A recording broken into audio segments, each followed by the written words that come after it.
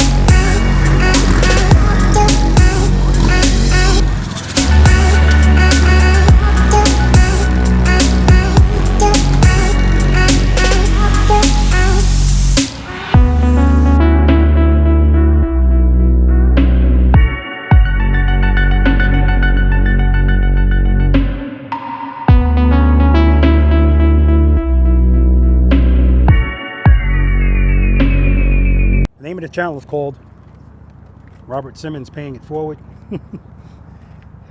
And on this channel, we have a ball, right? We have a ball, and we have a ball learning. What are we learning? You hear that in the arc? What is that? You hear that in the background? Motorcycles, all right? That's what this channel is primarily about. It's me sharing my knowledge, experience, and training that I received from the NYPD Highway Patrol motorcycle unit with you guys, with a special focus on what this guy just did driving by, or riding by, slow speed motorcycle operation. He looks good too. I just saw the turn he made. And I focus on that skill because that's the skill that most riders do not have. And it's so important, guys. It's so important to be able to ride your motorcycle at slow speeds, in control, with confidence, with your feet up, and be able to make right turns, left turns, and the infamous U-turn, okay? It's important because, again, guys, if you don't know how to ride your motorcycle like this, you really don't know how to ride a motorcycle, right? At speed, this motorcycle can go by itself. So you're kind of just, you know, the motorcycle's keeping you up. But when you slow down about 10 miles per hour or less, that's when the motorcycle says, no, no, no, time for you to take over, time for you to be the boss of that motorcycle. And that's what I want to help you guys do. I want you to be the boss of your motorcycle. And all that simply means is I want you to be in control of it. I don't want you to be intimidated by it anymore when you slow down. I don't want you to feel that uneasy feeling. I don't want you going around the block to avoid doing a U-turn. I want you to look at that U-turn and just do it. And as I always say, the purpose of this channel, the goal of this channel, is not to get you to scrape your floorboards when you're making the U-turn. It's not to get you to go into a police or a civilian rodeo. It's none of that. It's just to raise your confidence, because once that happens, everything else will follow, all right? I want you to be safe out there. I want your passenger to be safe if you put somebody on the back. And if you're doing that, if you're riding two-up, please watch my two-up video. I'll put a link for it right here. You're not going to see it if you're watching this on a smart television, but please watch that video because, listen, guys, this is a huge responsibility. It's a huge responsibility when you're on the motorcycle by yourself, let alone putting another human being on the back with you, okay? All right, guys, welcome to practice session number 35. That's what we're doing out here today, okay? So, yes, on this channel, I also do practice sessions here in Pooler, Georgia. It is 7:52 a.m. I already got two V.I.Preloaders here, so they're like extremely early. We're starting today at 9. The weather's already beautiful. Today is December 11th. It's supposed to go up to about 81 degrees today. But this is what we do usually on a weekly basis. We come out here and we practice. And if you guys are interested in coming out here and practicing with us, you have to be a V.I.Preloader to do it for free. And if you're interested in becoming a V.I.Preloader, or you just want more information on the perks that V.I.Preloaders get, in addition to being able to come out here and practice, go to the description section, okay? It's going to let you know exactly what you need to do to come to a practice session. I also do private lessons, all right? Everybody doesn't want to be on YouTube. Everybody doesn't want to be in the group environment. So if that's what floats your boat, go to the description section. There's a link in there for my website. I'll put the website right here as well, but this is not clickable. But if you just want to be able to click on it, go to that website, click on where it says private lessons, go from there. You'll be fine. All right? All right, guys. So we have exercises 1 through 9. And what I'm going to start doing is when people send me emails, because remember, if you want to come out here and practice with me, you have to send me an email, right? and let me know that you want to come so that I can give you a reservation number. All right, the days of people just showing up here are over. I need to know who's coming. And the cap is 10. So what I'm going to start doing is asking people right then and there how they rate themselves, slow speed skills 1 to 10, because it's going to give me a better idea of what I need to set up here. So right now I did not set up the maze, because the two guys that I have here are saying 0.5 to a 2. So usually if you're that, you're not going to be doing the maze, you're not even going to try it. I think I have 2 more people coming. Actually, I know I have 2 more people coming. And actually, I'm sorry, I know I have 1 more person coming. And if he tells me he rates himself in a 7, 8, 6, whatever, I'll set up the maze. But until then, no reason to do all of that, and nobody's going to do it. But outside of the maze, we have 1 through 9 here. Again, like I just said, no bonus. The bonus is the maze. So I'm going to warm up, as I always do. I got Angel today. Angel hasn't been out here in a while, so, and she's supposed to be the practice bike, right? But I got to change those handlebars. That motorcycle just feels horrible to me riding it. So I am going to change the handlebars. And this is why I always tell you guys, if you're going to go out and you're going to practice on your motorcycle and you're going to feel comfortable on it, you need to actually feel comfortable on the motorcycle. And sometimes the things that hinder us practicing is obviously it's mental and intimidation and fear, whatever, but sometimes it's the motorcycle, and it could be little things like adjusting where your clutch is, or if you have these Harley Davidsons like my Ultra Limited with that rear brake so high, so getting an extended reach rear brake and having it lower, you'd be surprised. Small things can make a huge difference, all right? So just take a look at your setup on your motorcycle. Look at where your clutch handle is. Maybe it might need to be more like this than like this. Maybe the clutch handle itself needs to be changed, right? You have a lot of options out there. And of course, most importantly, the handlebars, right? Make sure your handlebars are comfortable. Make sure you can reach your clutch comfortably with the handlebars turned all the way to the right. Remember, we're preloaders, and before you became a preloader, the only thing that mattered when you bought your handlebars was how cool they looked, because all you were doing for the most part is riding straight. You weren't doing anything slow. Remember, you can't turn your handlebars all the way like this unless you're going slow anyway. And most motorcycle riders don't know how to ride slow, so they're never going to do this. But like I said, we're preloaded. So once you start learning how to ride your motorcycle, this matters, right? Now you start thinking, these handlebars are not going to work. I got to change these. All right? All right, guys. So let me get set up, and then we'll get started. And you know how we do that. We talk to the preloaders, V.I.Preloaders, find out who they are, where they're from, what they're riding, how long they've been riding, and how they rate themselves on a scale of 1 to 10, 10 being the best in slow speed motorcycle operation. All right, let's do it.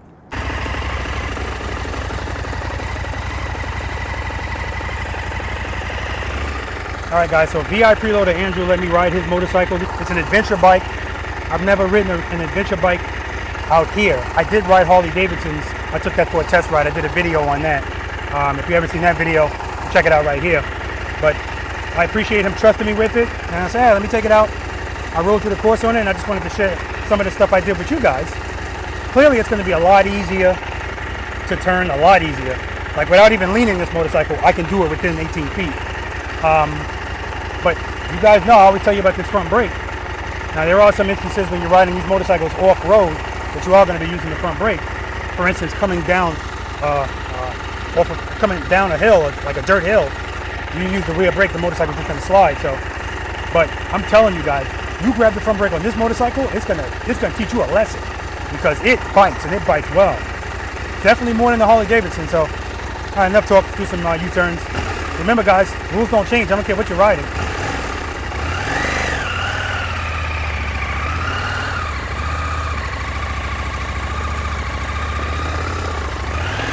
Head and eyes. Head and eyes. Head and eyes. Head and eyes. Keep it loaded.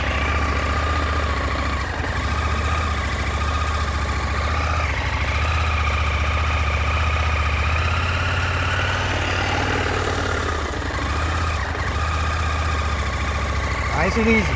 Try to turn that head, lean the motorcycle. Keep it loaded.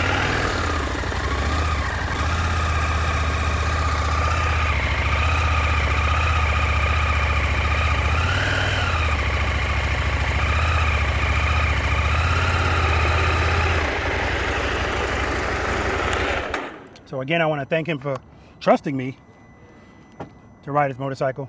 Keep it loaded, guys. All right, guys, we're about to get started. But before we get started, I wanted to show you guys something. I know Christmas is coming up. All right, this is Angel over here. And I know I've talked to you about this before, guys, but the swing arm covers. This is the swing arm cover that I have on Angel to replace that cheap plastic piece that's doing nothing for your motorcycle as far as protecting it. It doesn't stop any water from getting in there or any dirt. This thing is not only better looking, but functional. And by functional, I mean it has a O-ring on it so that it keeps moisture out of there so that you keep rust away from that swing arm. So the swing arm nut. So definitely a good gift. All right, if you're interested in getting a swing arm cover, Figurati is the company that makes them. Very high quality stuff. Check out this website right here. And there's a link for it in the description section. So definitely check that out. And make sure you use the promo code PRELOADER and you get free shipping on that bad boy. All right. All right, so now we're going to talk to this young man right here. That's the mic. Sorry, I forgot it. What's your name, sir? George. George, where you from? Charleston, South Carolina. George, how long you been riding the motorcycle? 3 weeks, but I rode back in the 80s and 90s and been off a motorcycle for about 15 years or so and just starting to get back into it. All right, and George is the V.I.Preloader. George, what are you riding today? I got a 2014 Ultra Glide Classic Limited. Just bought it about 3 weeks ago. All right, we're going to check it out. Yeah, tell us about it. You bought it. Is everything on it that was on it when you bought it? Everything's on it the way I bought it, with the exception of the mirrors. Okay, yeah. I still got to change a couple of things. I think I'm going to go with a different handlebar. But other than that, I've been enjoying her. And George said that we were talking about the whole handlebars thing like I was talking about earlier. And he said he thinks he's going to change the handlebars because they're a little high. And George, on a scale of 1 to 10, 10 being the best, how would you rate your slow speed skills? I would say a -5, but maybe a 1, maybe. Okay, 0.5 to, I'm sorry, -5 to a 1. Okay. Yeah. All right. And we're going to work on that today. Pleasure to meet you, man. Nice to meet you, too. All right. We got another V.I.Preloader over here. What's your name, sir? Andy. Andy, where you from? Asheville, North Carolina. How long have you been riding the motorcycle, Andy? This time since 2017. And what are you riding today? A 2021 KTM 890 Adventure. Now, Andy was nice enough to let me ride this motorcycle. I appreciate him for trusting me with it. It's the first time I've ridden an adventure type motorcycle out here on the practice course. I did test ride, as I said earlier, Harley Davidson's. And this is company KTM. I never heard of it. So, you know, you guys know I'm not that into motorcycles, period, anyway, as far as knowing all of the intricacies of it and stuff. But this felt good. But here's the thing I really want to share with you guys. I'll get with you in a second, Andy. Okay, so if we turn on Andy's motorcycle, that's a nice screen, right? I mean, it's very nice. It's detailed. But let's look at the upper right-hand corner of this screen. The motorcycle is in first gear. You know how I know? Because it says right there, number 1, first gear. But wait, the clutch is not pulled in. How is it doing that? Listen, guys, I'm getting ready to go off on another rant. Let me turn his bike off. Harley Davidson. Please, please, get your shit together. I can't, this is just so annoying. How much is this bike? About $14,500 with what's on it. Okay. $14,500 on that bike, right?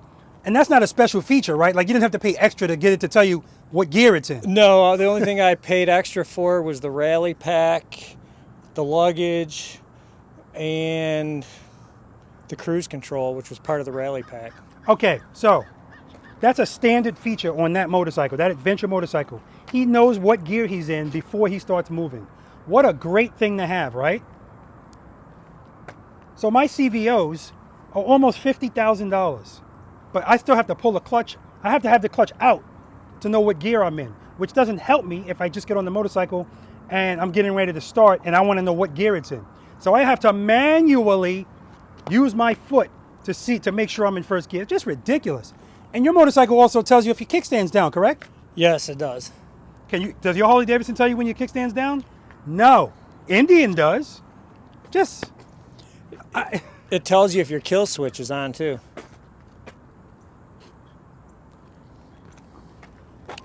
That's it. What's your name, sir? Larry.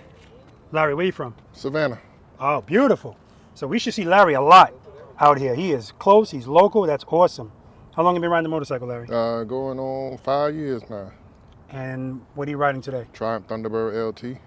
All right, we're going to check it out. Check it out. Did you get that thing replaced? Not yet. Not yet? Okay. This is a sexy motorcycle. Now, if you guys don't know who Larry is, when we took that ride out to Charleston, South Carolina to get some barbecue, Larry was on that ride. And Larry was gracious enough to take over the lead on that ride coming back. Because Larry told me, hey, you might not want to go this way. I said, we'll be fine. He goes, listen, I'm a truck driver. I'm telling you, it looks like it's traffic. I'm like, we'll be fine. We get to 95, and 95's not moving. So Larry said, all right, let's make a U-turn. Follow me, jackass. And that's what we did. And I appreciated it, too, because it gave me the opportunity to not be in the front and ride by these guys, get Larry on film riding. This bike is all lit up, because it was starting to get dark, so it was cool. And it took us a different route. So thanks again for that, Larry. Mm-hmm. Larry, on a scale of 1 to 10, 10 being the best, how would you rate your slow speed skills? Right now, I'm at a 5. 5 is excellent, man. It's absolutely excellent. All right, man, so we're going to have some fun out here. Boop. And now we got to talk to this guy. So, guys, we're starting a little late, and, of course, we waited for Brad here. Of course, I'm still going to ask him his name, even though I told you guys. And, of course, we waited for him. This guy just rode this motorcycle from Pennsylvania. We're going to talk to him about it.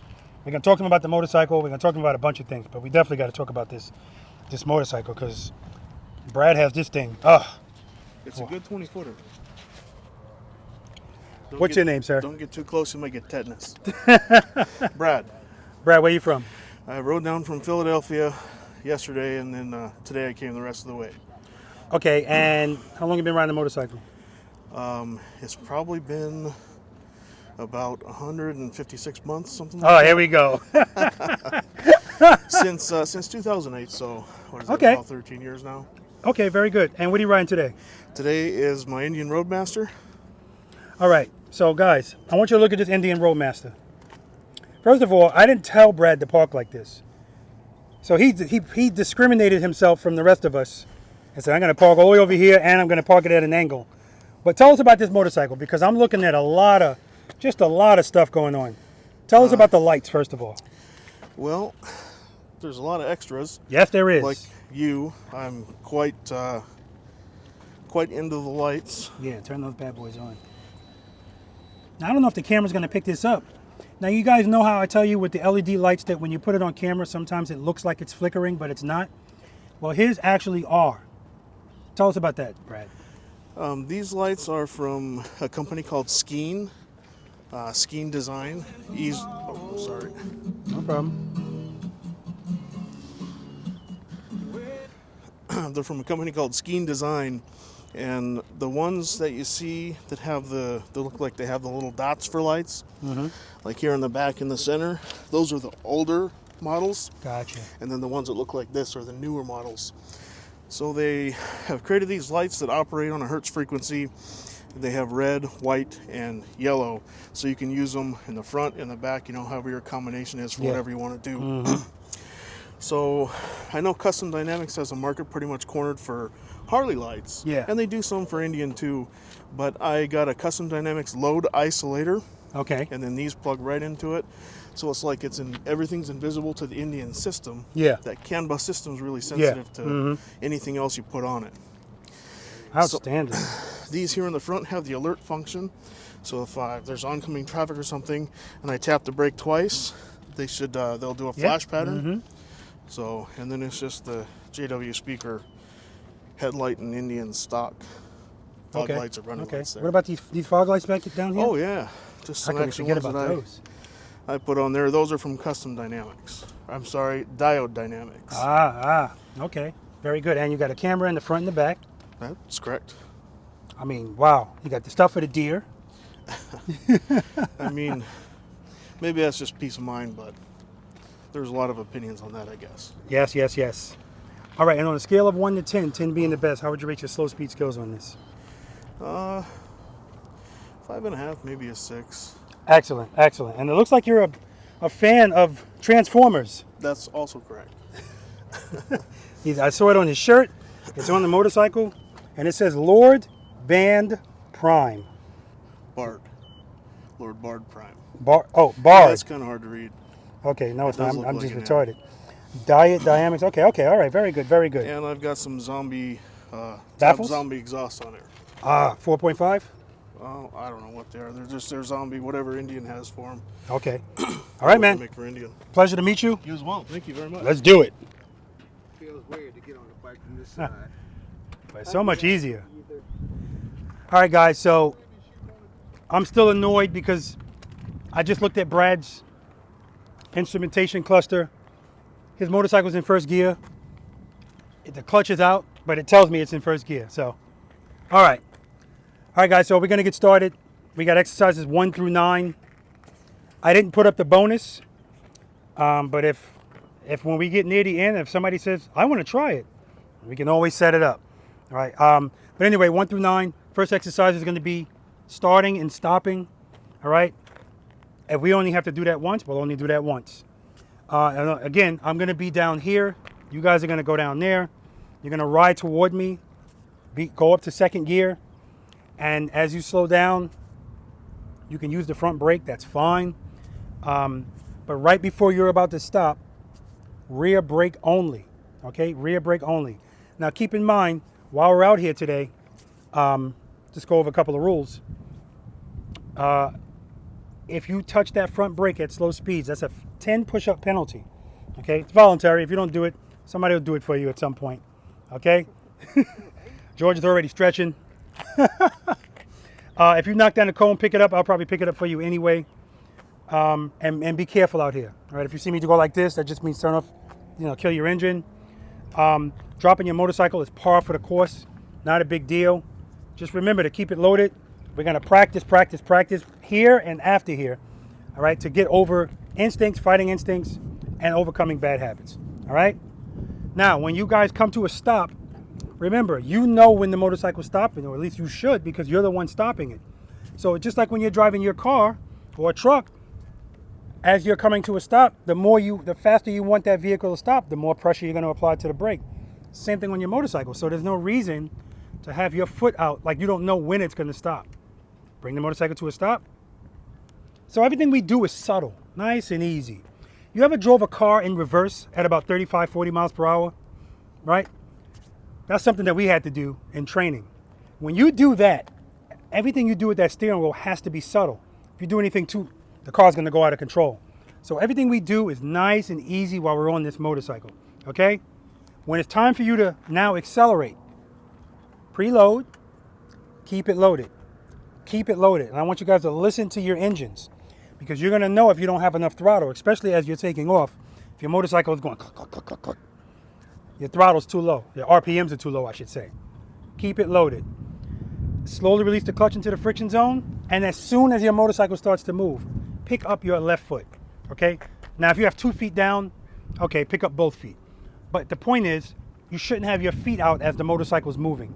All you're doing by doing that is showing other people the lack of experience and confidence that you have on your motorcycle.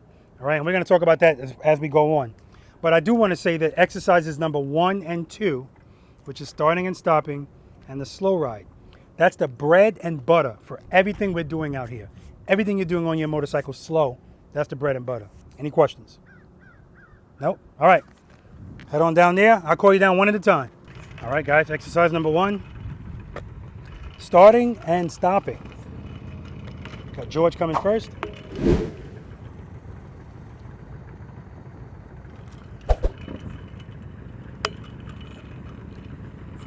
Got George coming first. Very good on the takeoff.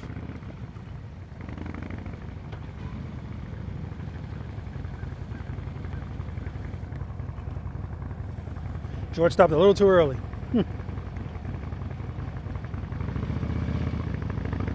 Very good.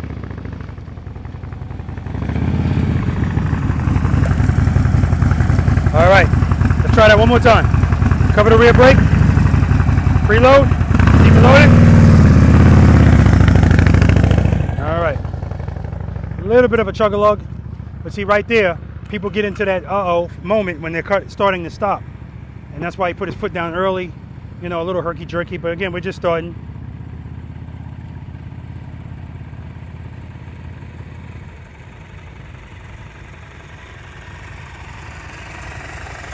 Did you get up to second gear? Oh, no, we're going to close to that down. Yes, second gear, down to first. Nice preload. All right, we got Larry here.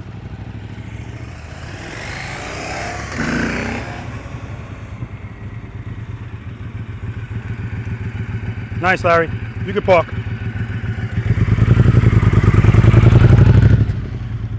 All right, we got Brad here.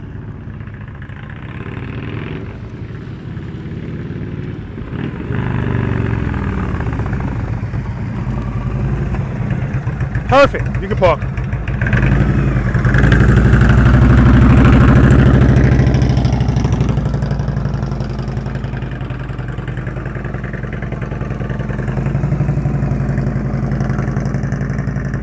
Yeah, those lights are bright on Brad's bike.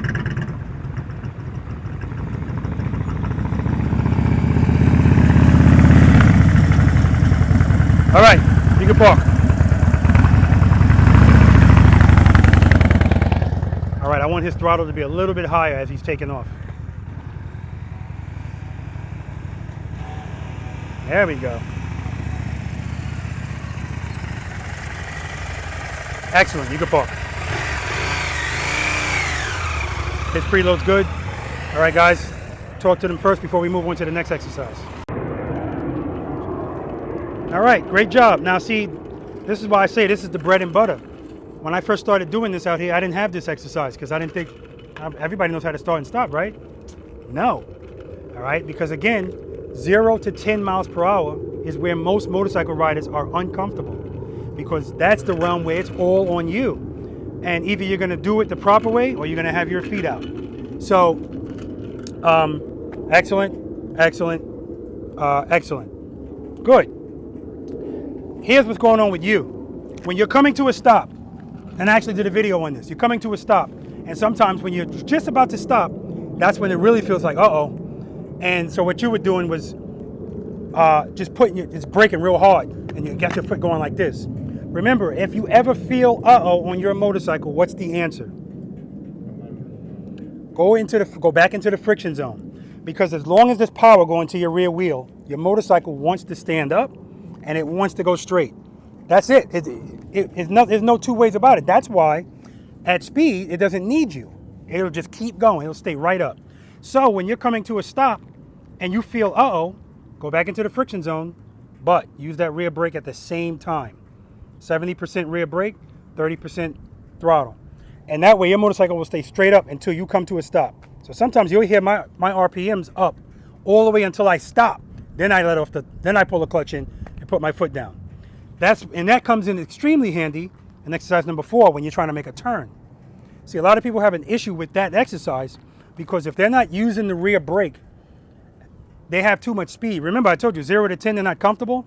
So when they're not comfortable, it's one of two things. Either use speed so that you can get comfortable, let the motorcycle take over, or put your feet down. Putting your feet down, you don't want to do that because it's a higher risk of injury. But if you stay in that friction zone and use that rear brake, because the rear brake gives you control, front brake is for stopping, it's going to make it so much easier for you to control your motorcycle with the handlebars turn. Now, I was talking about this earlier when we were talking about handlebars. Most motorcycle riders don't know how to ride at slow speeds. That's not my opinion, that's a fact. So when we were talking about handlebars, preloaders now have to look at handlebars totally different. Before you learned how to actually ride slow, the only thing that mattered when you bought handlebars is how they look, because all you're doing is going straight. But when you know how to ride slow and now you start doing this, that's when it's like, oh, this handlebars ain't gonna work. So I gotta change these handlebars. I can't even reach my clutch. But if you don't know how to ride like this, you're never gonna turn your handlebars like this. And because your handlebars are only gonna turn like this when you're going extremely slow, right? Okay, so All you have to do is get back into the friction zone, use the rear brake, and we'll talk about that more when we get over there. All right? Good job. Now, exercise number 2, the slow ride, which Andy was already doing. So I'm going to be right here. You guys are going to line up like right at the beginning of these cones right here. I'll be standing there. And I'm going to walk aside you. Do not pass me. Like, you should stay at the pace that I'm walking. Stay in the friction zone if you need to. Some people like to go in and out of the friction zone. Like I always say, there's a million ways to do everything. Do whatever works for you. You can either stay in the friction zone, wherever your throttle is, keep it there. Wherever your clutch is, keep it there. And you can use the rear brake to control your speed, because we're only going to do it from there to here. Not a big deal, right? If you're going to be doing that for long distances, then yeah, you should try to go in and out of the friction zone so that you're not just riding your rear brake the whole time, okay? And that's all this exercise is. The purpose of it is I want you to go slow enough where you feel like you need to put your foot down. And instead of putting your foot down, if you're keeping your clutch and your throttle where they are, just come off the rear brake, or just open up the clutch if you're not doing that. Just provide power to the rear wheel if you feel that, okay? Any questions? All right, guys, exercise number 2, slow ride.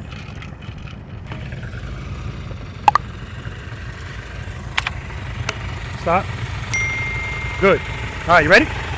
Let's do it.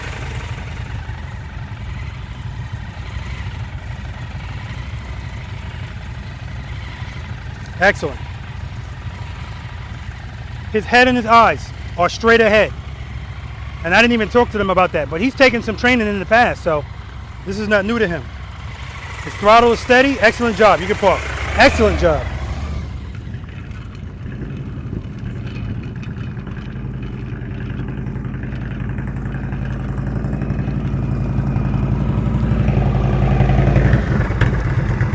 All right, ready? All right, let's do it.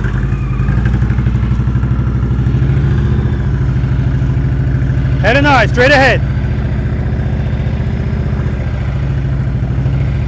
Very good. Throttle is steady, not too high, not too low. Excellent job, man. You can park. Excellent job. Those tire performance sound good too.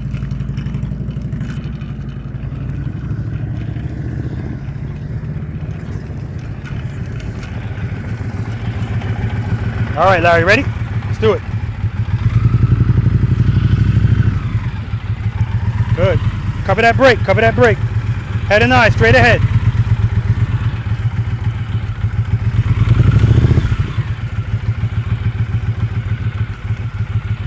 Good park.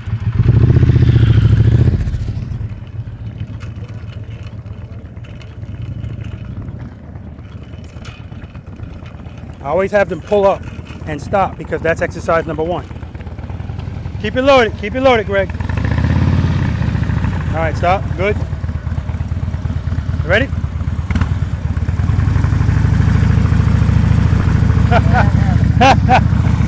All right, let's do it. Head and eyes, straight ahead. Head and eyes, straight ahead. Slow down. Keep it loaded, throttle slow.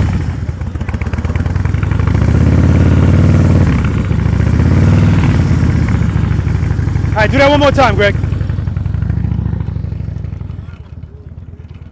Have him do it one more time. You got to keep that throttle up. So as I'm going to explain to them in a second, you want to pay attention to your throttle in exercise number 1 and 2.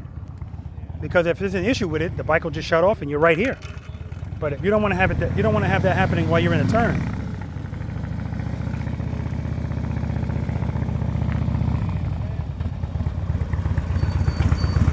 All right. Slow speed sucks. Man, I can't. Him and that, it's just one finger on the front brake, but he's still using it. You know, he's still using it. Okay. You ready? Remember, keep it loaded. Listen to your engine. Let's go. You're good. Front brake grab, number 3. Well, we'll say 2. Remember, keep your head and your eyes straight ahead. All right, let's do it. Preload. All right, let's go.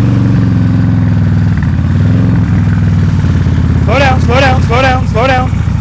Good, keep it loaded. Head and eyes, straight ahead. Keep it loaded, slow down. All right, good, you can park. I will say that.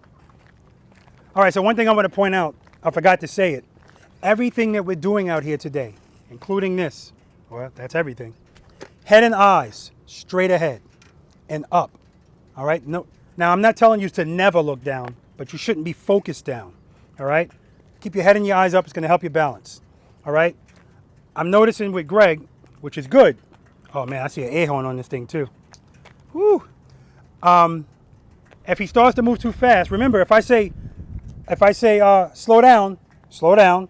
If I say throttle, it doesn't mean I want you to go faster. I just want you to get your RPMs up, all right? But when I do tell him to slow down, he's nice and easy on that rear brake. Nice and easy. And that's how you want to be. You don't want to be jabbing at it. Nice and easy. So, good job. And listen, the fundamentals that we're doing here, right? Listening to your throttle because a few times your RPMs are too low. Listen to that. I want you to listen to that because we play how we practice. So if you're paying attention to it while you're going straight, you're not going to have to think about it too much when you start making turns because it's more forgiving going straight. Once you start turning and leaning, if your throttle's too low and then the bike, you know, it's a bigger chance of the bike falling. All right, where here, if it shuts off, it might just shut off and you just got to restart it. Okay? All right, any questions? Exercise number 3, trust and believe. I keep forgetting to be on my bike. I know you guys can't wait to do this, so it's everybody's favorite.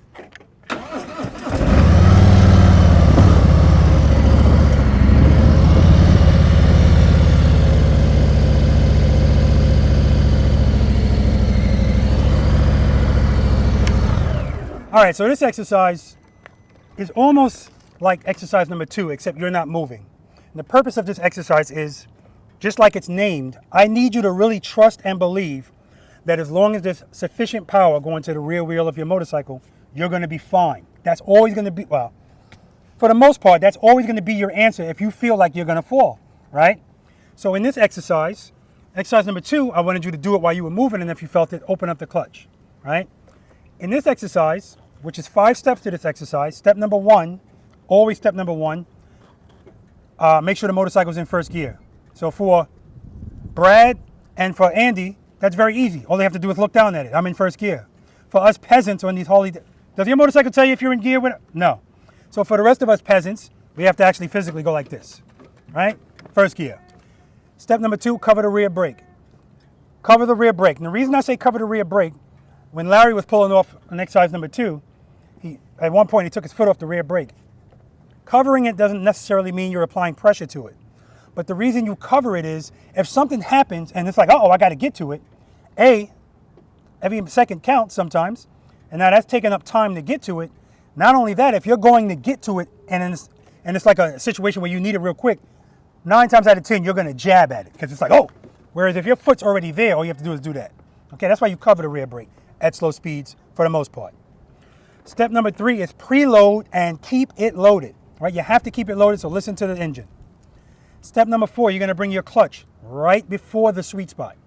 So when I say right before it, you're not in the friction zone, but you're right before it. So if I see you sitting here before the exercise and the back of your motorcycle is moving down and you're not moving, you're in the friction zone. And you should feel that. Open up your clutch a little bit to get out of the friction zone. And then step number 5, you're just going to pick up your foot, your left foot. It's the only foot that's going to be on the ground. Now, I don't want the motorcycle to move an inch. And I want you to feel this motorcycle start to fall in either direction. And then, because you're right before the sweet spot, all you have to do is do that. You're already preloaded, so you don't have to worry about your throttle. Just go into the friction zone, and you're going to be fine. If your motorcycle started to fall to the left, it's just going to go to the left. And the right, it's just going to go to the right. All right? So here's what it's going to look like. Make sure I'm in first gear. Cover the rear brake. Preload, keep it loaded. Now I'm going to use the rear brake to also make sure I know that I'm right before the friction zone. So when I preload and keep it loaded, and you don't need a lot of power, just a little bit. Clutch right before the sweet spot. So I see my motorcycle starting to move right there. I know that's where it is. Now I'm holding the rear brake. Pick up my left foot. As soon as it starts to move, come on, man, he's already shaking his head. Now the beauty of this exercise is you can practice it anywhere. You don't need cones, but trust me, I need you to, and I don't want you to pick up your foot and then just open up the clutch. I need you to feel the motorcycle starting to fall. It's the only way we're going to get your brain to associate falling with this, not putting your feet out, okay? And the more you do it, the better, because trust me, the more you trust and believe, when we start doing other stuff where you're leaning the motorcycle, you're always going to feel that feeling of falling when you lean. The more you lean, the more you're going to feel it. So the person that asked me, when am I going to get over the fear, that feeling of falling? And the answer is never. The difference is you're going to know what to do when you feel that. And the analogy I always use is the airplane. When I first started flying and you first take off and the airplane does that little dip, I was like, we're going down. I'm looking out the window, and then I look to the side and there's a guy reading the paper, and then I realize, oh, it's just me. So the more I fly, my brain now associates that feeling as normal. Okay? All right, any questions? Anybody need me to demonstrate it again? All right.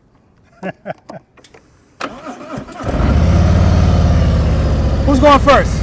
Larry? Okay.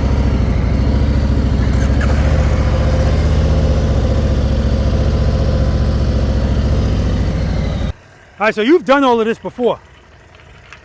Why are my hazard lights on? I must have put them on. All right, you ready? All right, let's do it. Ah, she sounds good. She sounds good.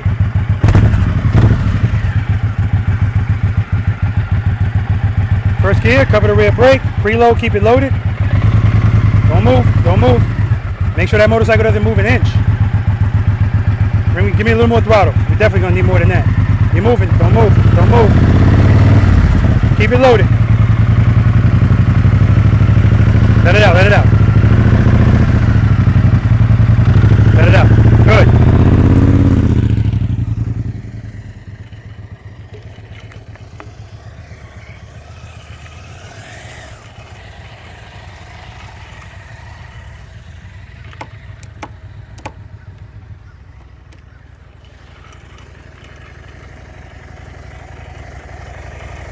All right, you ready? Nope. You're in first gear. You know how I know? I can see it. Beautiful. All right, covering the rear brake. Preload. Keep it loaded. Preload. You happy with that preload? Okay. Yeah, see it. See the back end go down? I see it. Clutch right before the sweet spot. When you're ready, just pick up that left foot. Don't move an inch until you feel it falling.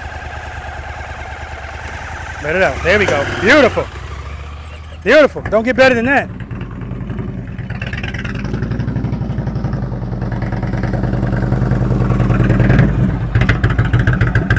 And as Brad pulls up from there to here, exercise number 1 to exercise number 2 to exercise number 1, always relevant. All right, first gear, yes, because I can see it. Cover the rear brake, preload, keep it loaded. Clutch right for the sweet spot. As soon as you're ready, pick up that foot, head and eye straight ahead. Let it out, let it out. Woo! That's what I'm talking about. Now, remember guys, I told you, being the boss of the motorcycle is knowing what to do, when to do it, and how to do it, right? You heard his engine get louder, right? His engine got louder because he needed more power, or if he didn't need it, it made him feel better. Why? Because he let his motorcycle go over a lot. So if you let your motorcycle go over a lot, you opening up your clutch might not be enough depending on where your preload is. And his preload was low, so he picked it up right there. Excellent job. All right, man. That scared me. Stop mind screwing yourself. Now this is good. He's doing exercise number 1, 2, turning.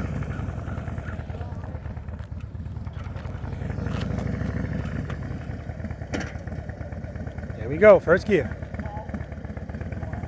Preload. Kickstand. Your kickstand's down. There we go.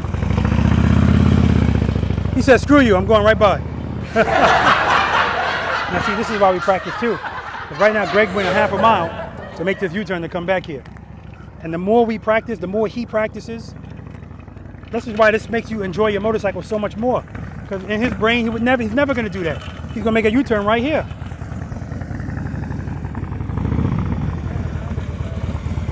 All right, another front brake grab. I think we're up to 40 push-ups now. All right. Make sure it's in first gear. I can't see it, so all right. Cover the rear brake. Preload and keep it loaded. Clutch right before the sweet spot. Don't move. Pick up your foot when that motorcycle's not moving. If you feel something to pull, open up that hand right there. Don't jerk it open. You're good. Let it out, let it out, let it out, let it out. Try it again. You going again, Larry, or no?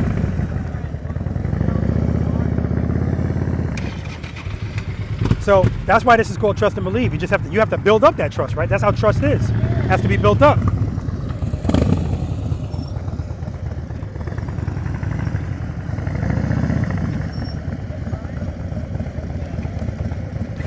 Another front brake grab, that's 50.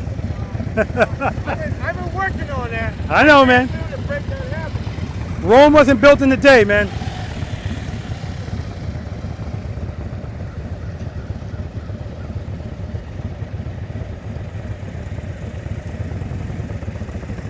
Reload. You how low your throttle is? We got to get that preload up. And we got to keep it up. Keep it loaded. All right, that wasn't bad at all. You just lost your faith. But we got to build up trust. Trust and believe. Preload. Give me a little more preload. Yeah, keep it right there. Pick up that foot. Let it out, let it out, let it out. Let it out. Woo!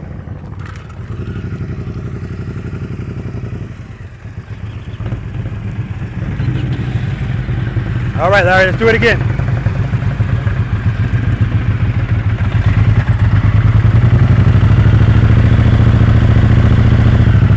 Let it out. Nice. Very good.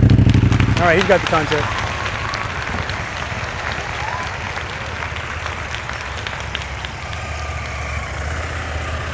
Andy, it don't get no better than the way you did it.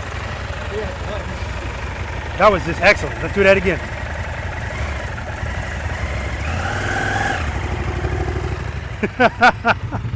I started to tell him don't do it again because he's not going to top that. And doing a high note.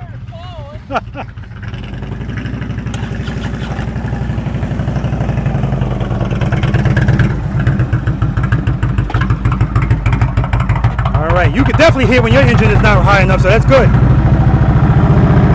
Don't move. Nice. Keep it loaded, keep it loaded. So I didn't even hear you coming up. That's how low your throttle is. We got to keep that thing loaded. And when you start to move, look at my camera. Don't look down. Keep it loaded. Keep it right there. Don't move. Keep it right there. Don't move. You're moving. Let it out. Let it out. There we go. Woo! You guys good? We want to keep going. All right, guys, we're going to move on to exercise number 4. Right turns, left turns from a stop. Oh, that was awesome. All right, guys, remember I told you, you guys from up north, where temperatures are a lot lower, get down here. All right, come down here and practice, hang out. Throw it in the trailer, or do like Brad did, ride your motorcycle. He rode from Pennsylvania. And the closer he got to here, he had to keep peeling off layers. All right, exercise number 4. You guys can come in so I don't have to yell. 10 push-ups though, but I don't know how many more I owe you. You did 10, you owe me 40 more. I owe you 40 more? Yeah. All right, guys, come on in. He said he owes me 40 more. So Greg said when he got here, and Greg got here like 7:15, he said like everybody else says, wow, this looks way tighter than it does on the video.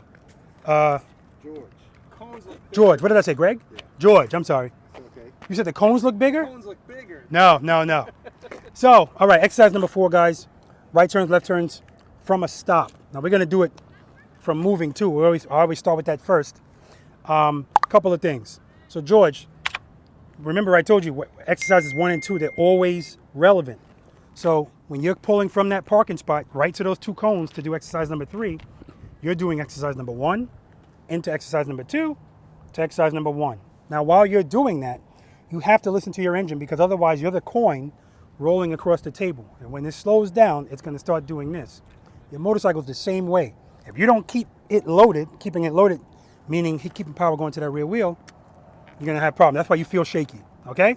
All right. I got to get my heart rate down. Trust and believe got me.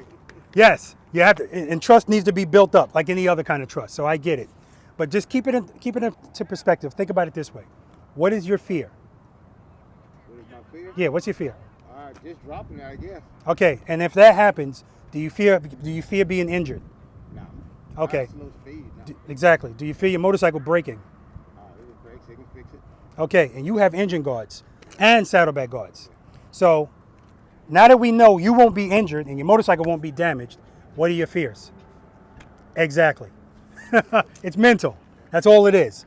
And don't worry about it. You drop it, we already went over how to pick it up. All right. Okay. This is the #1 drop zone. It's not exercise number 3. I'm not trying to get into your head. Anyway, guys, there are 8 steps to this exercise. Now, guys, I put steps on everything. Not everything, really. It's just this and 3. Because I know that when people aren't really familiar with what to do, their brains just race. And then the confusion leads to chaos. But if I give you steps to follow and you follow them, the more you practice, the steps are going to just all blend in. You're not even going to have to think about it anymore. You're just going to know what to do. So when Brad, I tell you guys, you don't need a lot of throttle. Exercise number 3, you don't need a lot. As soon as you feel it starting to fall, notice I said as soon. Open up your hand, you'll be fine. Brad let his motorcycle fall a little farther than, right? I was scared for him. Part of being the boss of your motorcycle is knowing what to do, when to do it, and how to do it. Because the situation is always going to dictate what needs to be done. So that's why you heard his throttle go up. His preload wasn't that high because it doesn't need to be. However, the further you let it go, and what happened? Did he fall? No. That's always going to be the answer, right? Okay. This exercise, step number 1, always step number 1, make sure it's in first gear. Step number 2, cover the rear brake. Step number 3, preload and keep it loaded. Step number 4, clutch right before the sweet spot. That's not as important as it was in 3, but it's still a step. Step number 5, head and eyes. So we're going to be doing left turns first. I'm going to take that camera and I'm going to put it here. Because when you guys go back and watch this video, I want you to be able to see yourself making this turn. This didn't really do much. I don't like this vantage point. I like you seeing yourself making the turn. And when we go right, I'll put the camera over there too. One of the biggest advantages to coming here, aside from practicing, is you're actually getting this recorded for you. So you can go home and watch it. It's a different perspective, right? Step number 6. 5 is look where you want to go, head and eyes, even with the horizon, right? Don't look at this cone. Don't look at this cone, don't look at this cone. Now, when you're right here, if you want to glance at it, you see where it is, fine. But as you start to move, head and eyes that way, right? Step number 6, slowly release the clutch into the friction zone. Step number 7, as soon as you feel the motor, actually all of you guys have this part down pat. As soon as you feel the motorcycle start to move, pick up your foot, as soon. And step number 8, turn the handlebars. Now 3 things are going to determine the radius of your turn, your speed, how much you turn the handlebars, how much you lean the motorcycle. I don't want you guys to lean the motorcycle in this exercise, right? It's not necessary. So we can forget about leaning. You don't have to worry about that. Because remember, if you're riding slow, if your motorcycle is leaning in a turn, that means you have speed behind you. That means you're relinquishing some of the control to the motorcycle. I want you guys to be the boss. So when you make this turn, head and eyes, handlebars. And whatever I tell you guys to do, I need you to be consistent when you do it. So when you turn your handlebars, if you do this, you're losing space. You're going to end up all the way over here. Now, none of this has to be perfect, guys. We're practicing. So here's the line that I'd like you to stop at. But if you feel more comfortable stopping back here, stop back here. Also, I know you pulled the trailer to get here, but you're not pulling a trailer on your motorcycle. So to make a left turn, you don't have to be all the way over here. But if you feel more comfortable doing that today, that's fine. The more you practice this, the more you're going to see, I don't have to be all the way over here, and I don't have to be all the way back here, right? Okay. And when you make this turn, listen to your engine, because what happens in this is when people turn the handlebars, they look down, and they're thinking about so many other things, they lose their concentration and forget about the preload. And that's why the bikes fall here, okay? Head and eyes, handlebars. Guys, I don't care if you hit these cones. If it happens, no big deal. But I don't want you to put your foot down. So my point is, if you feel like you're going to fall, and sometimes what people do is they just open up the throttle. Remember, if your motorcycle has power, it wants to go straight. So that's why you see people, everything in their brain is saying they want to go this way. Some of them actually go straight, but sometimes that's a balance thing. or they'll end up here or here. Remember, use the rear brake to control your speed. Keep it loaded. Stay in the friction zone, and you will be fine. Okay? All right. We're also going to do this. The first time you guys go through, I want you to go straight through, because that's always going to be the easiest because you have a little momentum. The second time, I want you guys to stop and then make the turn. The third time, I want you to stop, make this turn, and stop. The reason I added that in is because I want you guys to always be in control. And I was noticing people would make this turn, and when they felt, uh-oh, they would just open up the clutch and either hit this cone or that cone or just miss them. So they're not in control. I want you to be able to make a turn, and if you need to, stop. All right? And if you guys want to continue, you could do it more than 3 times. Any questions? All right, so I'm going to demonstrate what I want you guys to do, and then you're going to do it how you want to do it.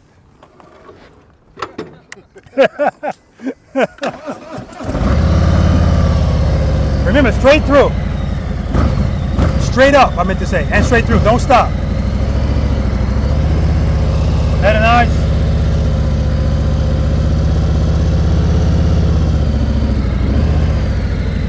Now I go extra slow just to kind of exaggerate the point, but I don't, to keep the motorcycle straight up. Second time you're going to come to a stop. And every time you stop, exercise number 1. I got to do all this to make sure I'm in first gear. Cover the rear brake. Preload, keep it loaded. Clutch right before the sweet spot. Head and eyes, look where I want to go. I'm going to slowly release the clutch into the friction zone. As soon as the motorcycle starts to move, pick up my foot, turn the handlebar. Now I don't know if you noticed that right there. Sometimes when you go to start your motorcycle, when you go to start moving, sometimes you'll be off balance. No, because I'm straight up. The motorcycle, you only have to counterbalance when the motorcycle's leaning. I'm straight up. So sometimes this is a balance issue. I mean, we're on 2 wheels. So make sure when you pick up your left foot, remember with your left foot down, the motorcycle's already leaning a little bit to the left. So naturally, that's the way it's going to want to go. But what people do sometimes is they pick up their left foot like this, and they throw the motorcycle to the right, and then the balance is off. So, or sometimes when you open up the clutch, sometimes you do it too quickly, and you get that burst of speed. If you feel that, that's where the rear brake comes in. That's going to correct you. And that's a lot of times that's what happens here. People get that burst of speed, and immediately they go, uh-oh, and they just go straight through. When really, that rear brake is going to control you. All right? Now, the last thing I want you guys to try is I'm going to have you go through here with some speed. I want you to lean, and then I want you to come to a stop. Because that's the scenario of people saying, I was in a turn and I saw somebody in my way. What was I supposed to do? They pull a front brake, they pull the clutch all the way in, which takes the power away from the rear wheel, and the bike goes down. And then they want to curse out that person when really they just didn't know what they were supposed to do. What do you do if you feel uh-oh? Go back into the friction zone, use the rear brake at the same time. It's going to turn it, straighten out the handlebars, come to a stop. So let me do that.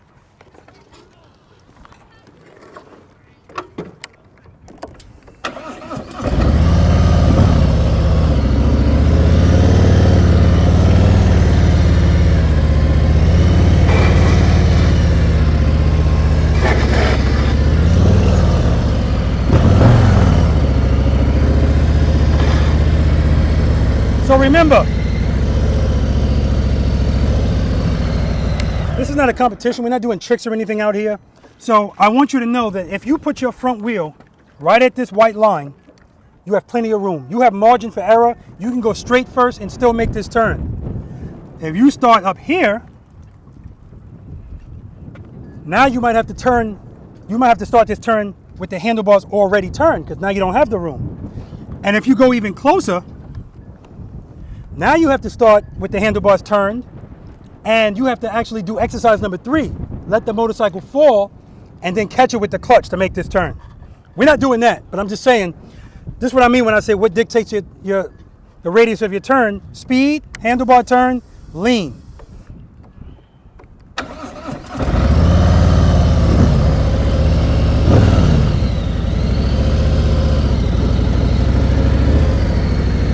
Any questions? All right, first time through. Oh, let me move the camera first.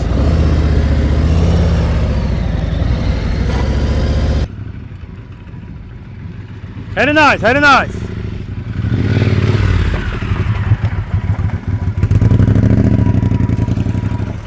It's only the first time, but he's also looking down. Excellent, Andy.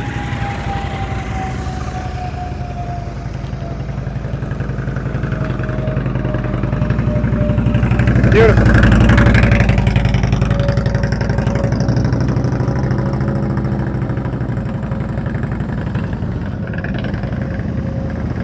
Head and eyes, head and eyes. All right, let's try it again. Go straight through, go straight through.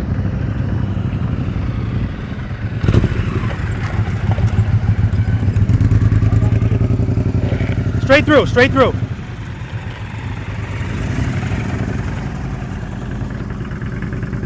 Straight through.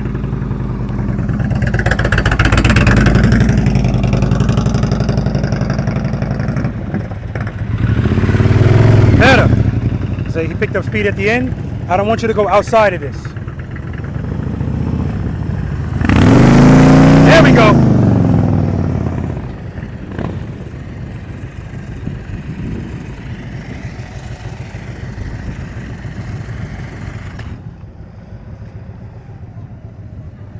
Larry, excellent.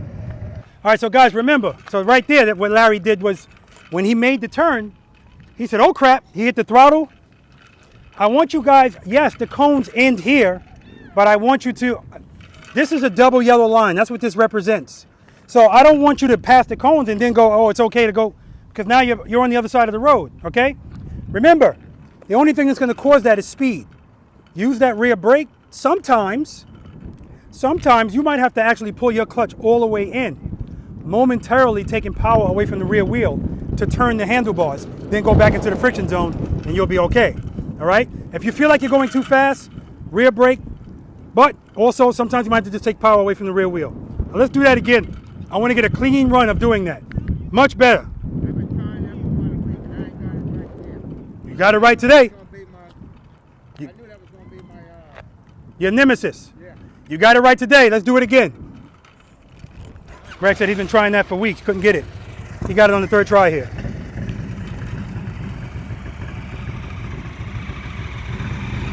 Stop looking at my cones, Andy.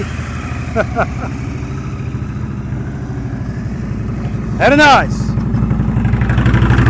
Good. Head and eyes. Look at my camera. Look at my camera. All right. Much better. Much better. All right, look at my camera. Look at my camera. Go for it. Woo! That's what I'm talking about.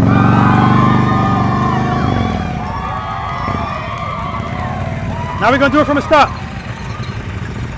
Oh, man. That was excellent. Head and eyes. Stop looking at my cones.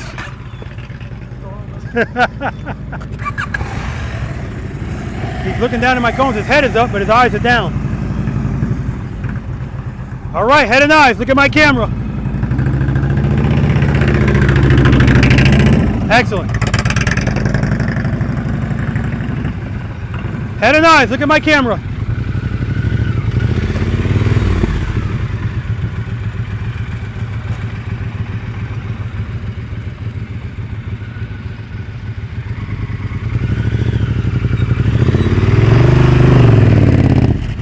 All right, we're just getting started.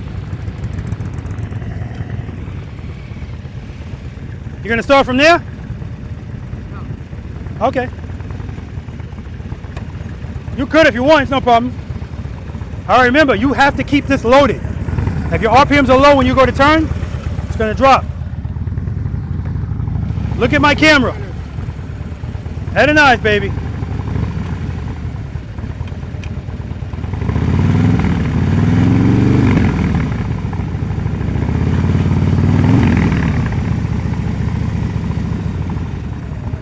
Back up. All right, start from there. This way you can get a little bit of forward momentum first.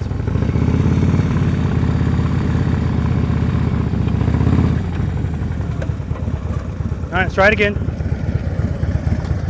I'm not going to count that front brake grab, but you can take your finger off it. There we go. All right. That's a balance thing. That's all that is. It happens.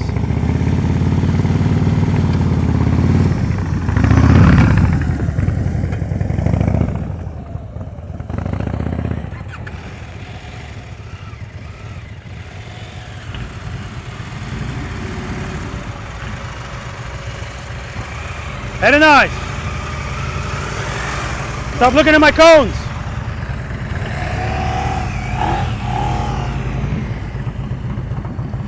All right, look at my camera.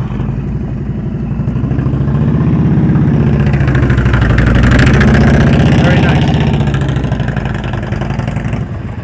All right, let's do that again, Larry.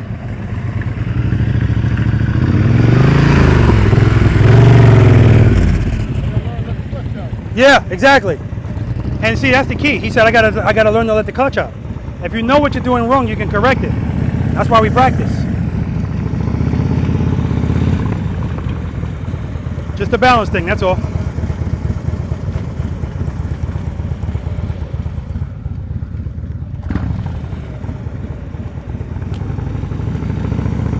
Good, good.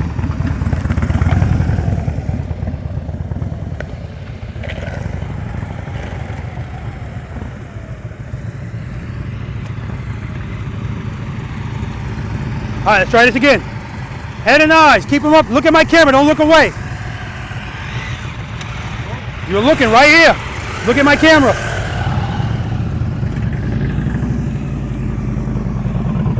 All right, I want you to turn and then stop. I'll be standing right there.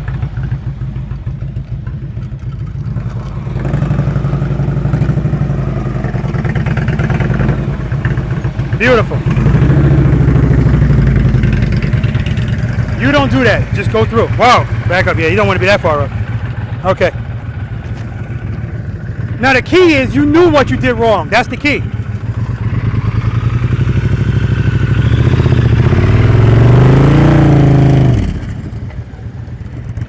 The other thing Larry's doing is he's leaning the motorcycle. So that's already adding a degree of difficulty that's not necessary. Keep the motorcycle straight up.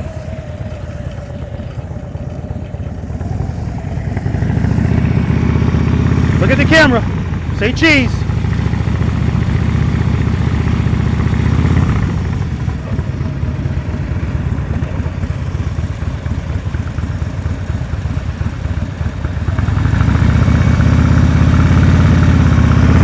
Good, good, good. All he needed was a little rear brake. I gotta stand over here because you're molesting my cones with your eyes. Don't look at the cones. Look at the camera. Look at the camera. Keep looking. You're looking at my cones. There we go. There we go. Much better. And look where he ended up. Right in the middle of the lane. Beautiful.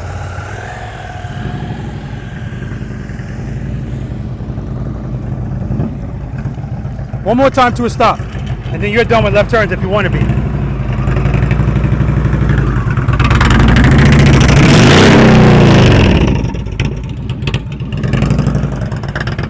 So right there, Brad came too much into the turn. Not too much to be able to make it, but then he'd have to lean the motorcycle more. He just didn't lean enough. All right, let's do that again. Copy and paste. All right, back up. Here's what I want you to try to do, Larry. What you're also doing is you're leaning the motorcycle, so you're adding a degree of difficulty. It's not necessary, and that's what's causing you to hit this too. Try to do this straight up. Exercise number 2, you were straight up. That's all this is. You're just turning the handlebars. Try that.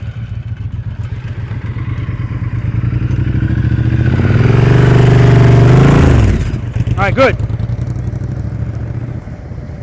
He still leaned the motorcycle, but at the last minute, he corrected himself, and he was able to make that turn without putting his foot back down again. Whoa, front brake, big time front brake. So now he owes me 50. Now head and eyes. Don't look here, nothing's there for you.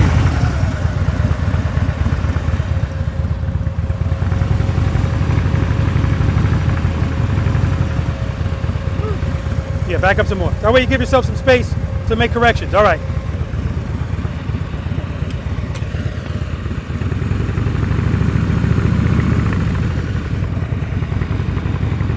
Preload. So remember guys, if you start moving your motorcycle and your preload is low, you're already starting wrong. All right, a broken clock is right twice a day. Let's do that again. Come to a stop. Head and eyes. Beautiful.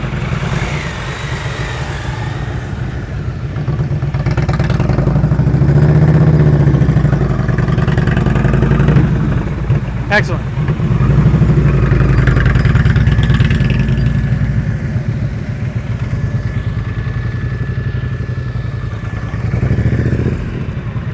Okay, so right there, balancing. His balance threw him to the right, so that's why he was going straight more. So, not a big deal. Throttle, throttle. It's way too low. Your throttle's way too low. Got preload, baby.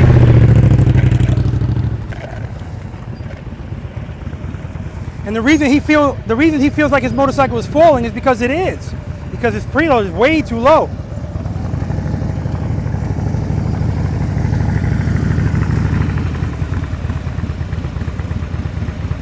This I'm gonna have to work on. Yeah, yeah, of course.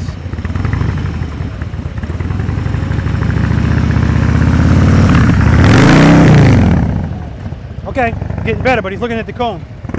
All right, guys, we're gonna move on to the right side. But I'm gonna let these guys know, like I always say, there's no pressure. If you say, hey, I don't want to do the rest of this stuff, I just want to do a 4 all day, you can do 4 all day. Straight through, straight through.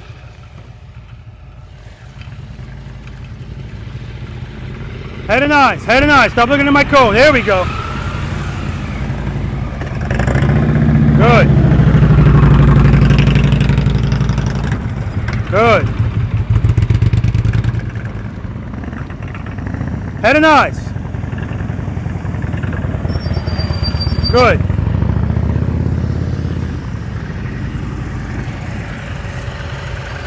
All right. Stop looking at these cones.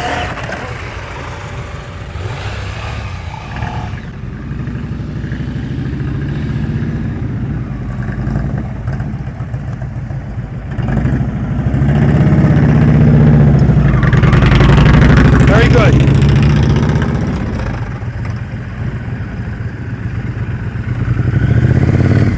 Throttle.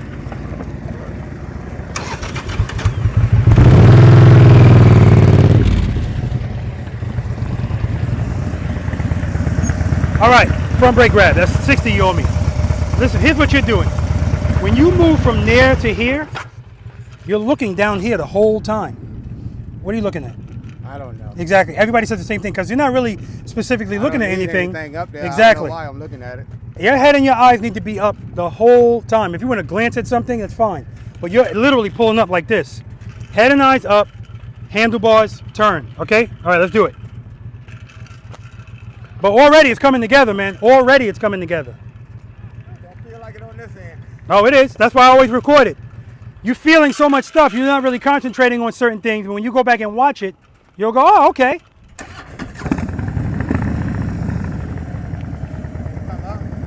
If you want to, it's up to you. No, do it from right there.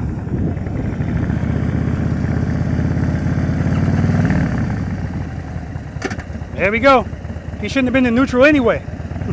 But he's a neutral parker. We're going to talk about that. Look at my camera. Throttle, throttle. Oh, he throttled. Remember, guys, throttle doesn't mean speed. It just means raise your RPMs. But I need you to be in control. And right there, he just let the motorcycle took over.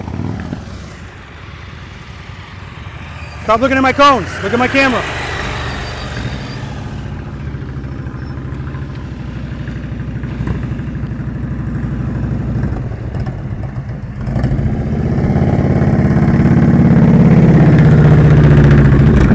Nice.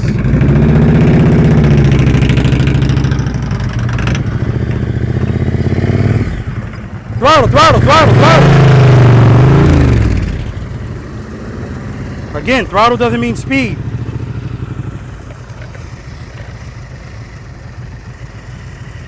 It means raise the RPMs. They're too low.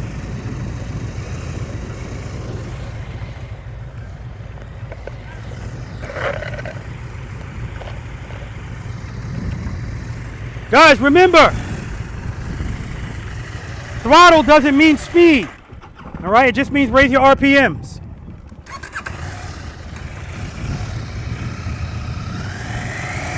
You're looking down. You're looking down.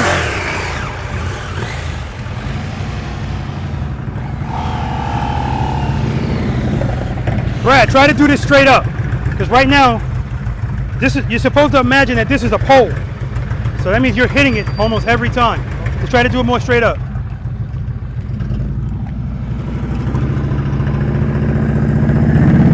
There we go. Beautiful. Beautiful control with the rear brake. Just beautiful with the clutch. Very nice. We got to get you into the friction zone, because sometimes when your throttle's up, you got the clutch in. All right, let's try it again.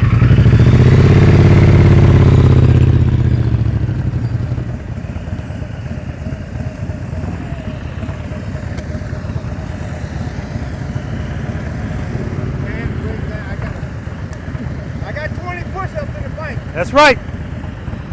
40 to go. Good. Look at my camera. Good. Preload. Keep it loaded.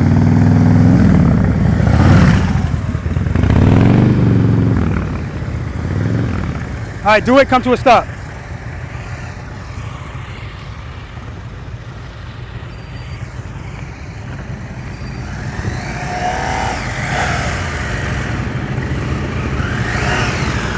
He's still molesting my cones with his eyes, but you know, it's a work in progress. Yeah, Brad's good. Excellent, Brad. Excellent.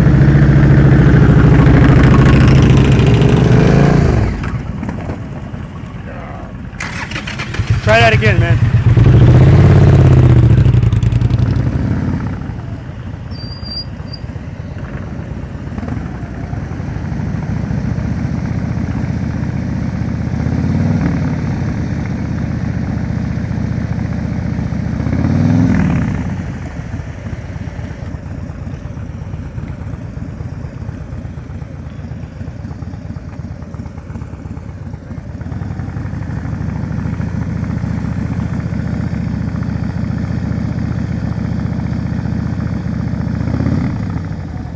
Keep it loaded, keep it loaded.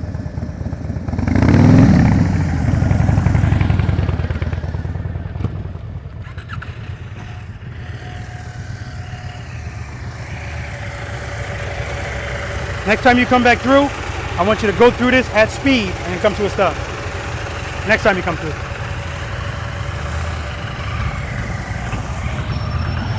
Brad, go through at speed. You can lean and come to a stop.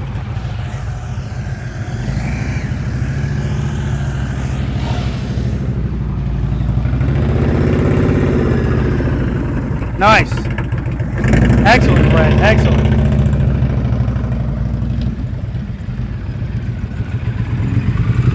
Head and eyes up. So you're looking down that whole turn. Look at my camera.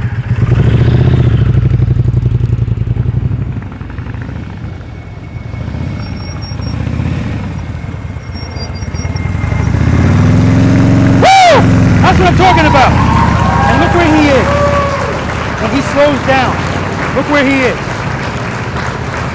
You go faster, speed's always going to widen your turn. That was excellent.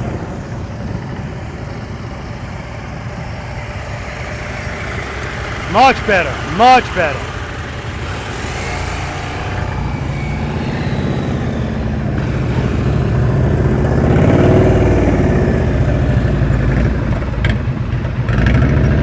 Do it from a stop. Do it from a stop.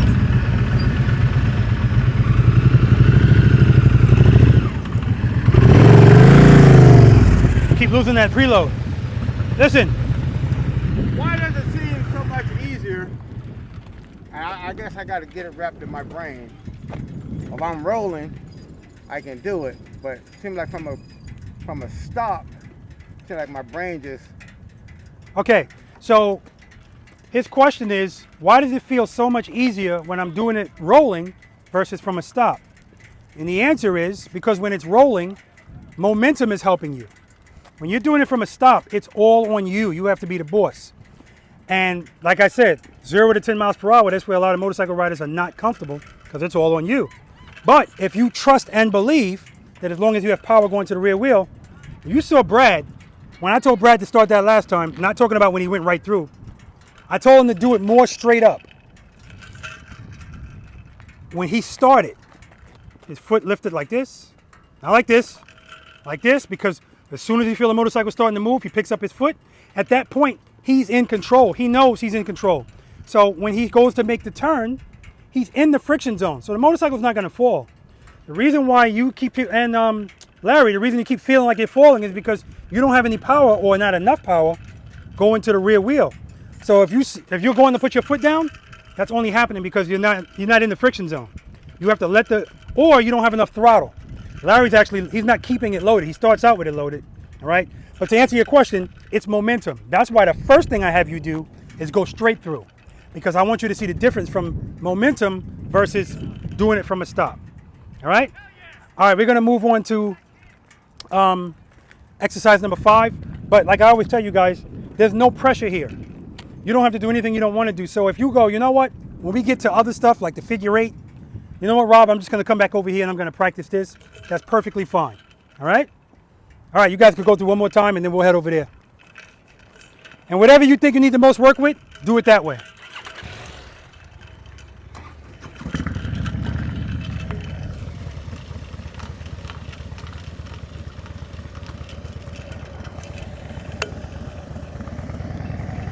Head and eyes!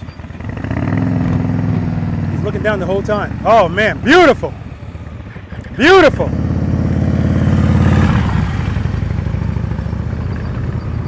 I want Larry to do these going left too, because it looks like his right turns, that's his strength. Go Brad, head and eyes. And Brad could use some higher handlebars. He'd be even better, I know it.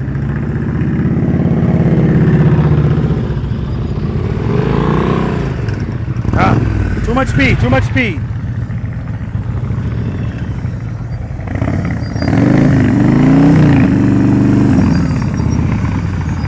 Do me a favor, do that going left, because you look really good going right, really good. Do that going left. Look up, head and eyes, up. I'm not gonna move the camera, but I just want him to go left, because he's got right, he's done it twice in a row.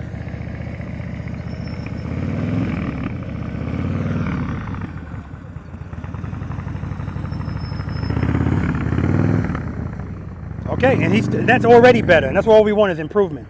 But it looks like his rights are his strength. All right, exercise number 5. You're good right there. That's gonna be the main thing I have to work on when I get home. So here's what I'm gonna say. Right from the start. Here's what I'm gonna say to you. I can't wait for you to watch this video, because See how shitty I feel. oh, stop it! Already, you told me you've been practicing that and you couldn't do it. You've already made a huge improvement, particularly going right. You made one right turn. Remember, the goal is always to be as far away from those cones as possible, because that represents a double yellow line. And one of the turns you made, you were in the center of the lane. Why were you in the center? Because you slowed down. Remember, speed is always going to make your turns wider. That's why we don't go fast. That's why. Now, Brad can actually, you would actually benefit with new handlebars. 10-inch handlebars would be perfect for you, because those are so low. When he makes his turn, his elbow is in his body. If he goes a little higher, because you know, the last thing you want when you're riding these motorcycles at slow speeds is anything that's going to interfere with what you're trying to do. And that's how I feel on this. These handlebars suck, so I'm always thinking about it. And my other handlebars that were low, I always had to think about moving my legs or shredding my legs out. So I'm getting tomorrow 10-inch bars installed on my Street Glide. I got 12-inch bars on my Ultra, but that's because the Ultra seat is higher. Street Glide seat, I got a low profile seat, so I don't want to be like this, right? Okay, but again, like I said, at any point, if you guys want to go back there and practice, you can. When we do follow the leader, we're going to do that again, because for some reason, sometimes somebody struggles with something, but in follow the leader, for whatever reason, because they're following the motorcycle in front of them, they do it. I don't know. And we're warmed up. Yeah, exactly. And we all learn differently, right? Okay, but excellent job. I love seeing the progress. I can't wait for you guys to watch it. Just remember, that's why I say to you, what we do in exercises 1 and 2 is relevant every place else we go because we're doing everything slow. And that includes this. Exercise number 5, the single serpentine. Now these goes are 15 feet apart, all right? You can do 12 feet. You can do however you want, but I don't recommend you going wider than 15 feet because it's plenty of space. And what I don't want you to do is I don't want you to go through this fast. I'll see people going through this and they're turning the handlebars like this, just clipping every cone as they go down. It's not what this is about. This is, now I want you. I told you in 4, I didn't want you to lean the motorcycle. I want you to lean the motorcycle here. I want you to dip, dive. This skill is so important because if you're out there on the road and you need to dip and dive your motorcycle. Now remember, we're not doing this at 50 miles an hour because at 50 miles an hour, are we turning our handlebars? No, you're just pushing. That's how you turn your handlebars at speed. But going slow, you have to manipulate the motorcycle. You have to turn the handlebars. And if you're not comfortable doing it out here, you're gonna have a rude awakening out there, okay? Okay, so with that being said, I want you to go as slow as possible. Here's the key. All right, you ready for this? I'm talking to you specifically, but all of you guys, for the most part, except maybe Brad, but Brad is slick. He got those, I can't see his eyes. You have to keep your head and your eyes up. When you're doing this, you guys are gonna be coming this way. Look at my camera the whole time. There's no reason to look down at the cones because your peripheral vision will pick them up. You have a habit of, you're looking down as you're pulling up to the stop. Keep your head and your eyes up. Trust me, it's gonna help you balance. All right, you ever try to balance a broomstick on your hand and look down at the broomstick versus looking up? Huge difference. Same thing. It's gonna help you with your balance. You have to trust and believe, and the more you practice this, you're gonna realize this is all you need in the rear brake. You don't need to do anything else. That's what's controlling your motorcycle. That's why it doesn't matter how much the motorcycle weighs. It doesn't matter how much you weigh. It doesn't matter how tall you are or short you are. The things that are gonna help that are your handlebars and your seat and stuff. But as far as riding the motorcycle, the weight of it, none of that matters. Okay, see where my motorcycle is? The cones are going right down the middle. You have a line on the right, a line on the left. I want you to go out wide because if you go out wide, it's gonna force you, A, to turn more and lean more, and B, it's gonna force you to go slower. Because if you're going too fast, you're gonna get up on this cone too quick. And speaking of that, I want you to start these turns early. So as soon as you pass this cone, you should already be turning for the next one. So that your turn is about right here. You don't want the turn to be here because it's gonna catch you eventually as you go down. Unless you just slow down and lean more, right? None of this is impossible, okay? All right, and remember, watch your speed. Because when your motorcycle is going fast, it wants to go straight. So it's making it harder for you to turn your handlebars. The slower you go, trust me, the easier it's gonna be. Stay in the friction zone if you have to. Trust and believe, use the rear brake, and you will be fine.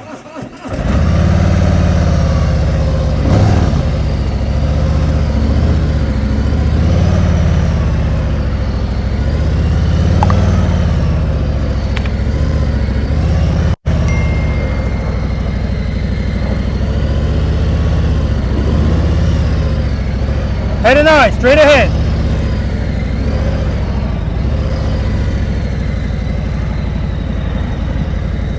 Any questions?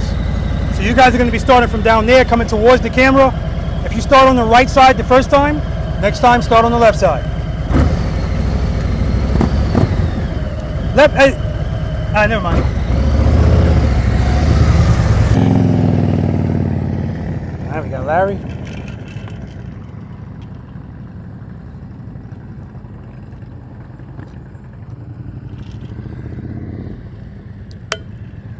Ah.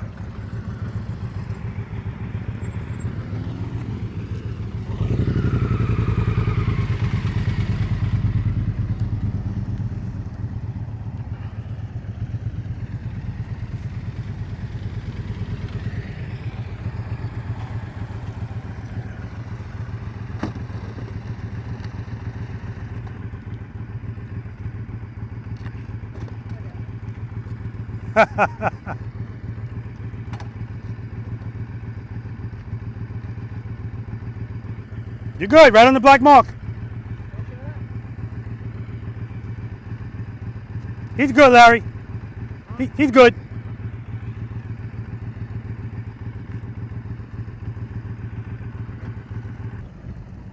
Okay, now we got Brad. Exercise number 1, that's how we always start.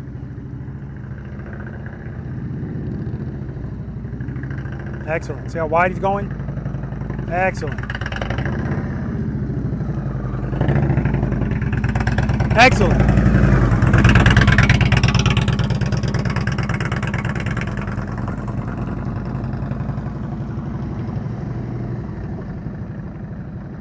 Going too fast, too fast. So, you know, on the first time through. Too fast, too fast, too fast. Remember, if you're going too fast, it's going to be harder to turn your handlebars. I want Larry to go out wider. Good. All right, next time you do that, Larry, go out wider. I don't want them hugging the cones.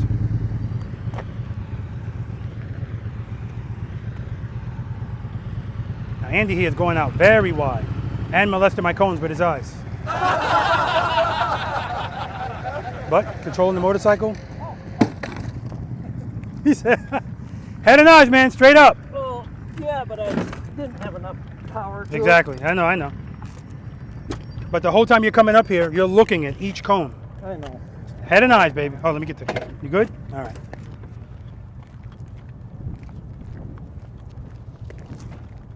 But this is why we practice, people. We want to do this out here, not out there.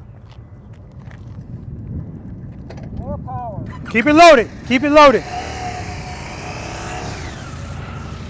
So now he should be starting from. Brad should be starting from the opposite side.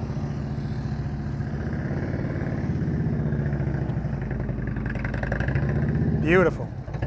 Beautiful. You heard his throttle go down? He made the correction. Excellent.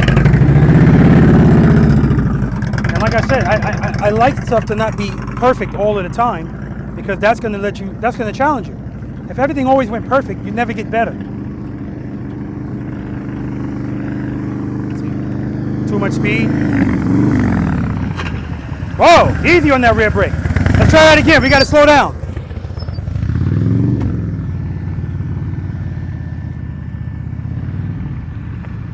There we go, nice and wide.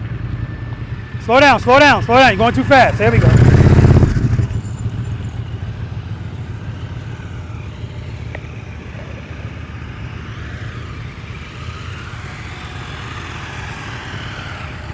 Head and eyes, straight ahead.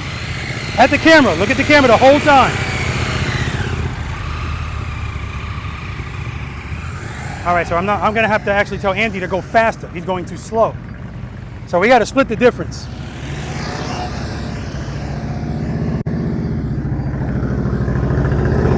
See the speed that Brad's going?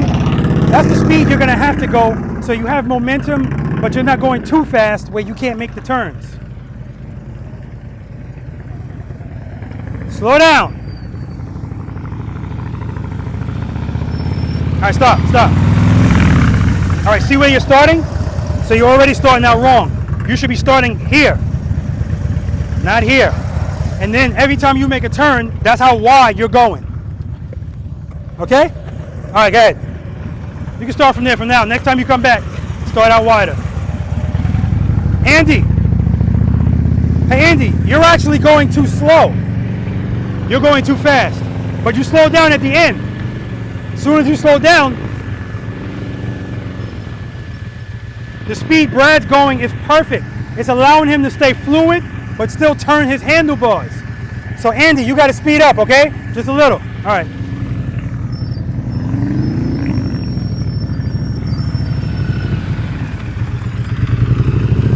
All right, I got to tell Larry the same thing. He's starting out too close to the cones. See, now he's going out wider. Good.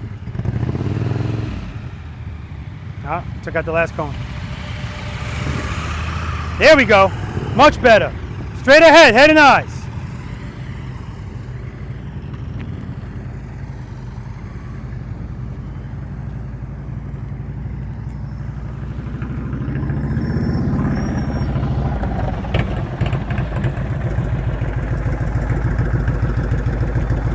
Outstanding, Brad. Outstanding.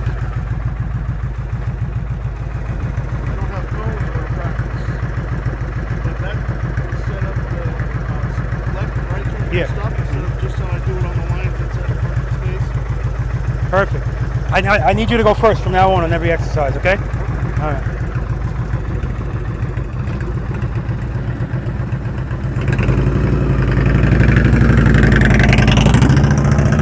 Good.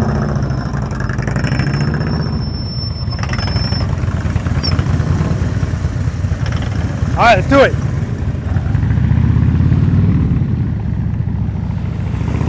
Head and eyes, look at my camera.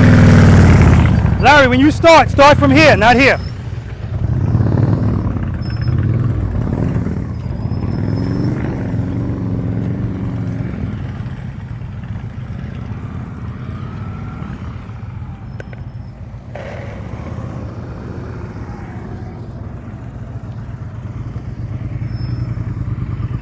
Head and eyes, straight ahead.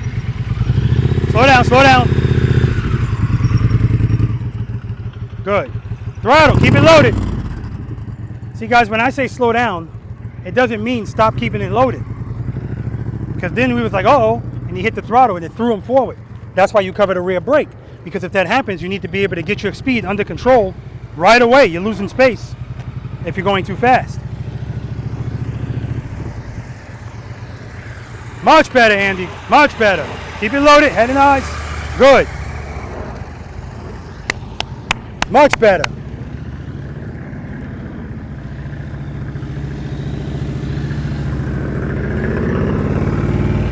Beautiful. And what Brad told me is when he exercises it, when he practices exercise at home. Now I'm talking to the camera. Excellent.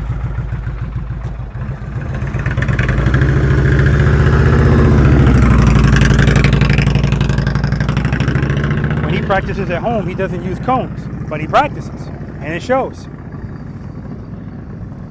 Now I want him to keep his head and eyes on me. I'm behind the camera. I'm doing the swinging and the swaying motion. Good. If he's looking at me,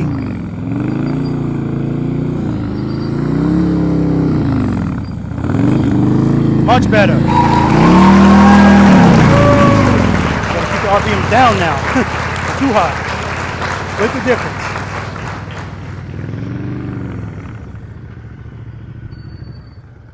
Keep it loaded. Keep it loaded. All right.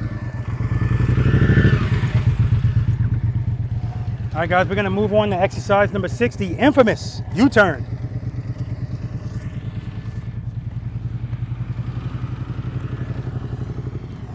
So we'll look at Andy do this one more time.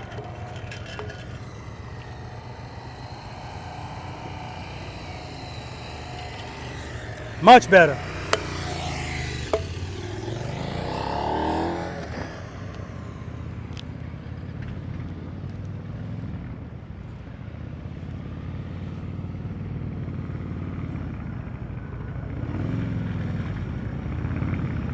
Oh, see? I was about to say too wide, but it's not too wide. It's too much speed.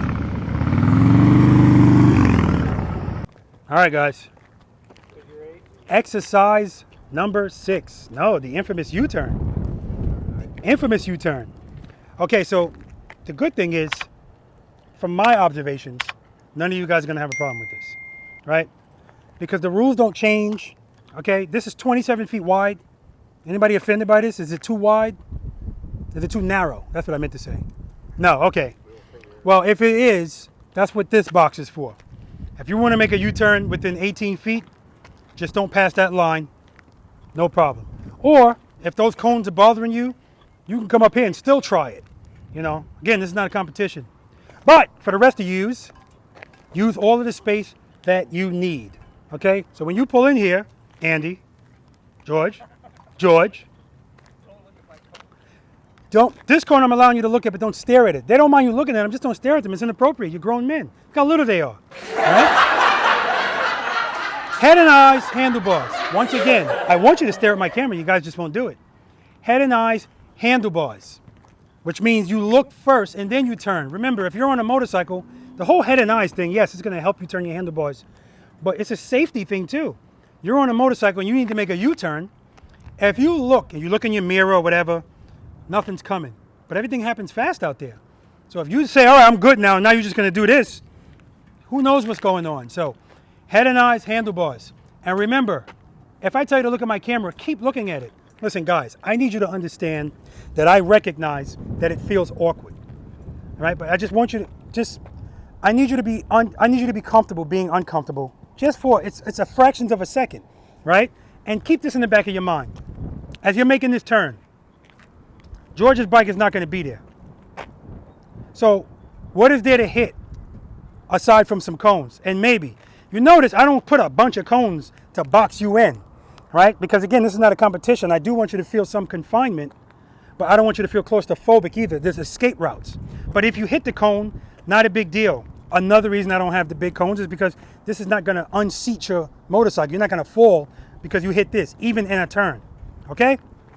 Head and eyes, consistently look, keep looking, keeping it loaded. Larry, you got to keep that motorcycle loaded, right? And if I say throttle, it doesn't mean speed. Just get the RPMs up, keep the handlebars turned consistently. But the good news is, guys, you don't have to lock your handlebars in this. You don't have to lean a lot. And even if you're doing this, as long as you're not going too fast, you're still going to make this U-turn no problem at all, okay? So the first time you guys come through here, I just want you to make a left U-turn. The second time you come through, I want you to, well, we'll see. Because sometimes I want you guys to do it more than once, just making the left U-turn. If it looks good, second time I want you guys to stop right here. And then I just want you to make a U-turn. You're just making a U-turn from a stop, right? And then lastly, you're going to stop here. You're going to make a U-turn, and you're going to stop over here. Okay, and then you're going to do the same thing going right. Any questions? Now, as I said before, I'm going to show you, and like I said, then you're going to do it how the hell you want to do it. But as I said before, when I say preload and keep it loaded, now that's why I like to bring my Street Glide, because you can hear that thing, or like Brad's bike, you can hear those tabs.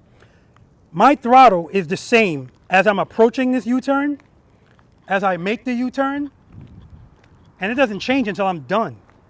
Because, you know, that's why I say preload and keep it loaded. Now, I don't have to do it that way, but I choose to, because as I'm approaching the U-turn, I'm doing exercise number 2, right? So if I'm doing exercise number 2, I'm loaded, right? You're gonna keep hearing the same things over and over, because this is not rocket science. Larry, you might want to get out of the U-turn. No, you're good now, because I'm not going to use the whole thing, but.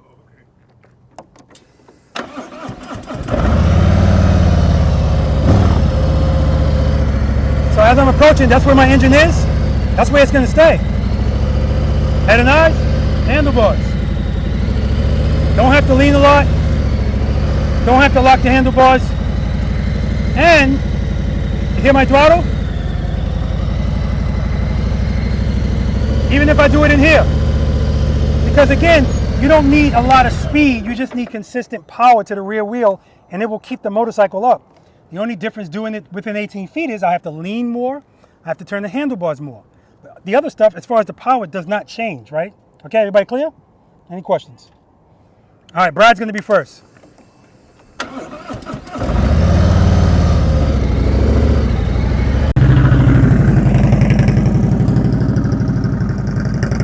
Head and eyes. Nice. Consistent turn, consistent throttle. See his handlebars are not going straight turn, straight turn. Head and eyes. Good.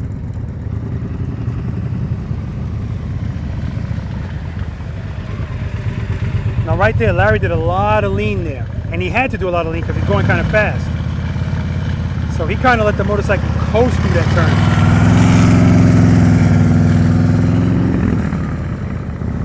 Head and eyes. Okay. Look at my camera. Look at my camera. Head and eyes.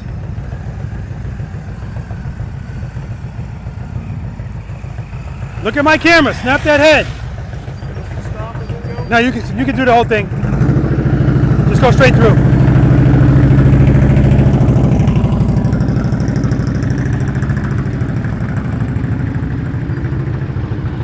Larry, slow down a little bit.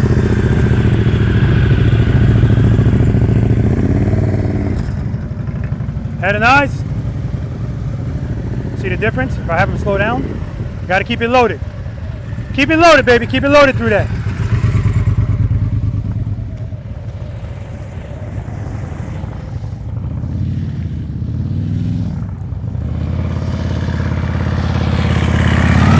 Head and eyes. Look at my camera. Look at the camera. Too much speed, too much speed.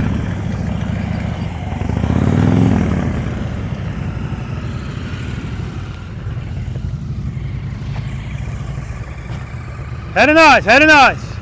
Look at the camera. Beautiful.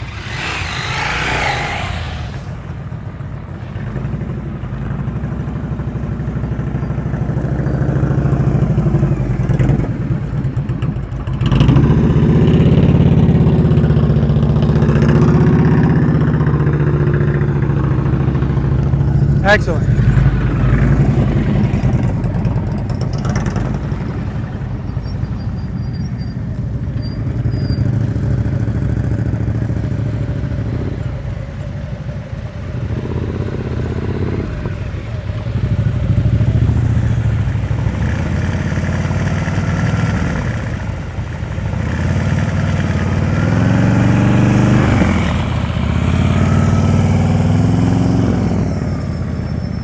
Good, look at the camera, look at the camera.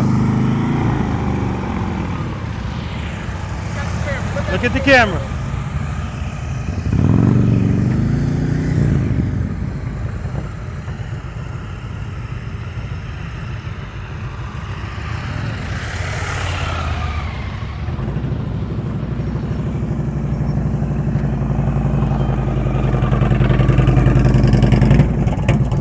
Come to a stop over here, Brad.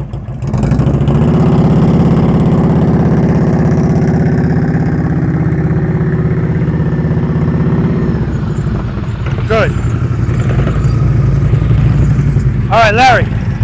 So what you're doing is you're trying to make this U-turn with momentum instead of the friction zone. I need you to stay in the friction zone. If you stay in the friction zone and make sure you go nice and easy, you don't need to lean that much to make this turn. All right, let's try that. Just stay in the friction zone. Keep it loaded.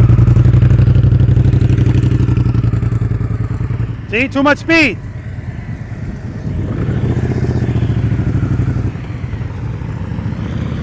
The friction zone is going to allow him to not have to use that much speed. He's letting his clutch out too much.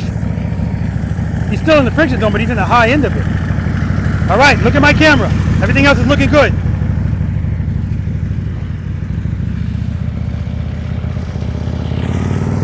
Good, look at the camera.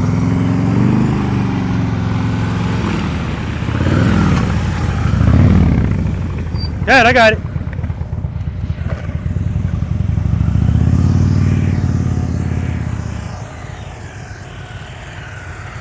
Very nice.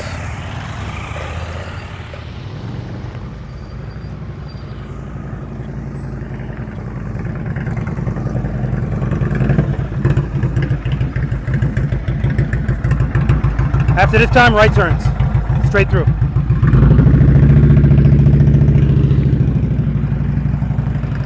Beautiful. Tassels rubbing on the ground. Let me hear the horn.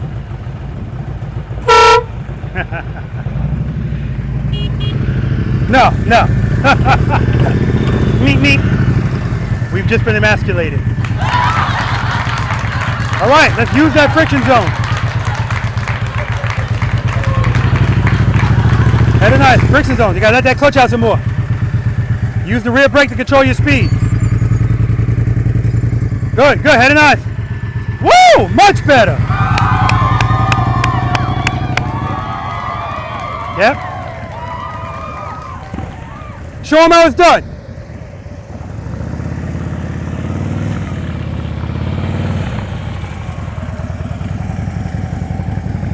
All right, this time make the U-turn, come to a stop.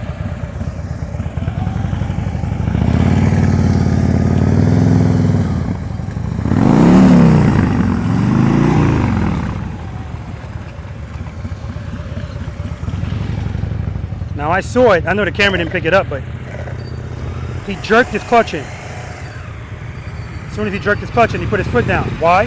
Because jerking the clutch in took all the power away from the rear brake. Remember, we do everything subtle, nothing herky-jerky.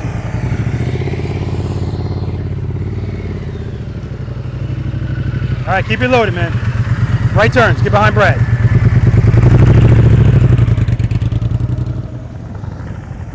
I think it's the pole. So, that time I saw it in the middle of the turn, I saw your clutch hand do this. Right? And as soon as you did that, the foot went down. If you jerked at your clutch, took all the power away from the rear wheel in a turn. soon as you do that, the motorcycle's going to do this, because the only thing keeping it up is the power. As soon as you do that, the motorcycle's going to do this, because the only thing keeping it up is the power. As soon as you do that, the motorcycle's going to do this, because the only thing keeping it up is the power. So like I said, everything nice and subtle. Stay in the friction zone, use the rear brake. Head and eyes. Good, keep it loaded. Head and eyes. Good, you're good. Use the rear brake.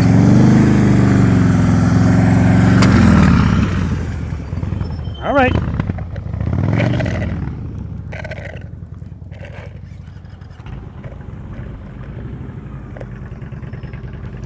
Now we're going to be doing right U-turns, straight through.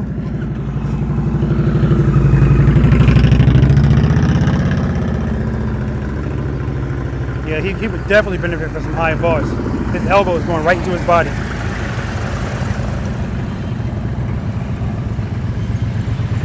Nice, there we go, nice and easy. Keep it loaded though.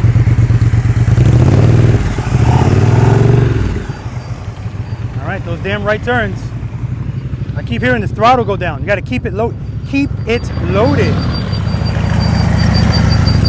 Good, head and eyes, look at the camera. Good, good. I knew it. I knew it. His right turns are his strength. The left turns are the ones he's gonna have to practice more. See the difference, right? First time.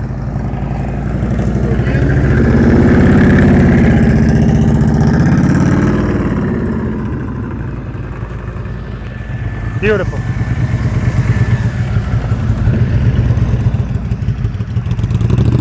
Head and eyes. Slow down. Keep it loaded. Keep it loaded. All right, so the right turns are kicking Larry's butt, and I feel him. I feel him.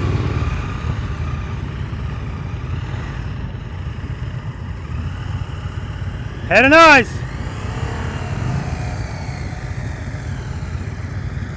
So you're turning your eyes. Can you turn your head more?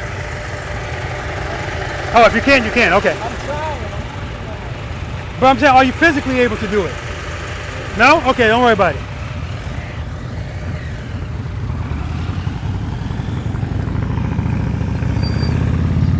Go straight through. Go straight through. Get the head and eyes. Good. Turn the handlebars. Look at the camera. Oh, whoa, whoa. Go ahead. Front brake grab. George is going to be, his chest is going to be swole. Practicing with me. Oh, and if he's a disciplined V.I.Preloader, even practicing alone.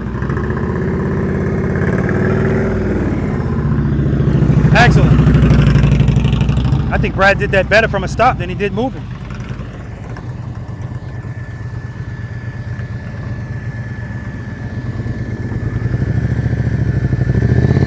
Slow down, slow down.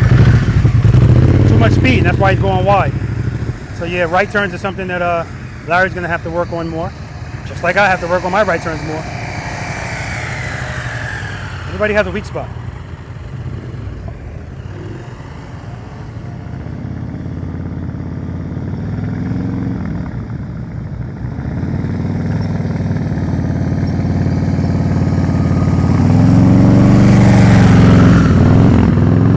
Too much speed at the end. All he had to do was give it a little bit more rear brake, and he would have been fine.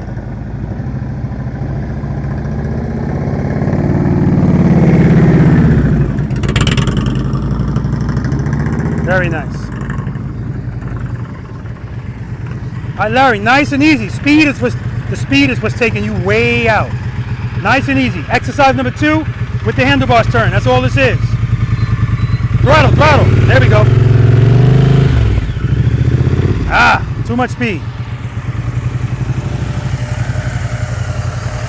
All right, Andy, do it. Come to a stop.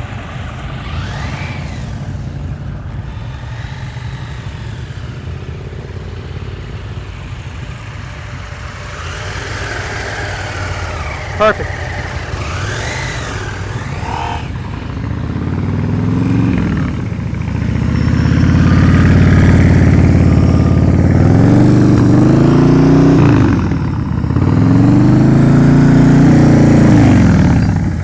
There we go. Do it, come to a stop.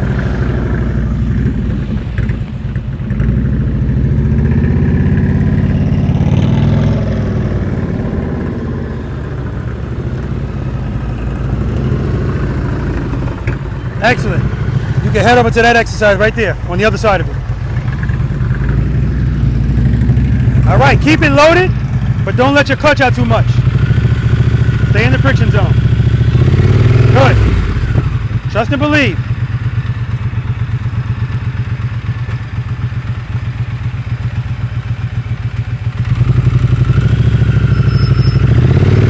Head and eyes. Too much speed. All right, gotta work on it. Head down there, Larry.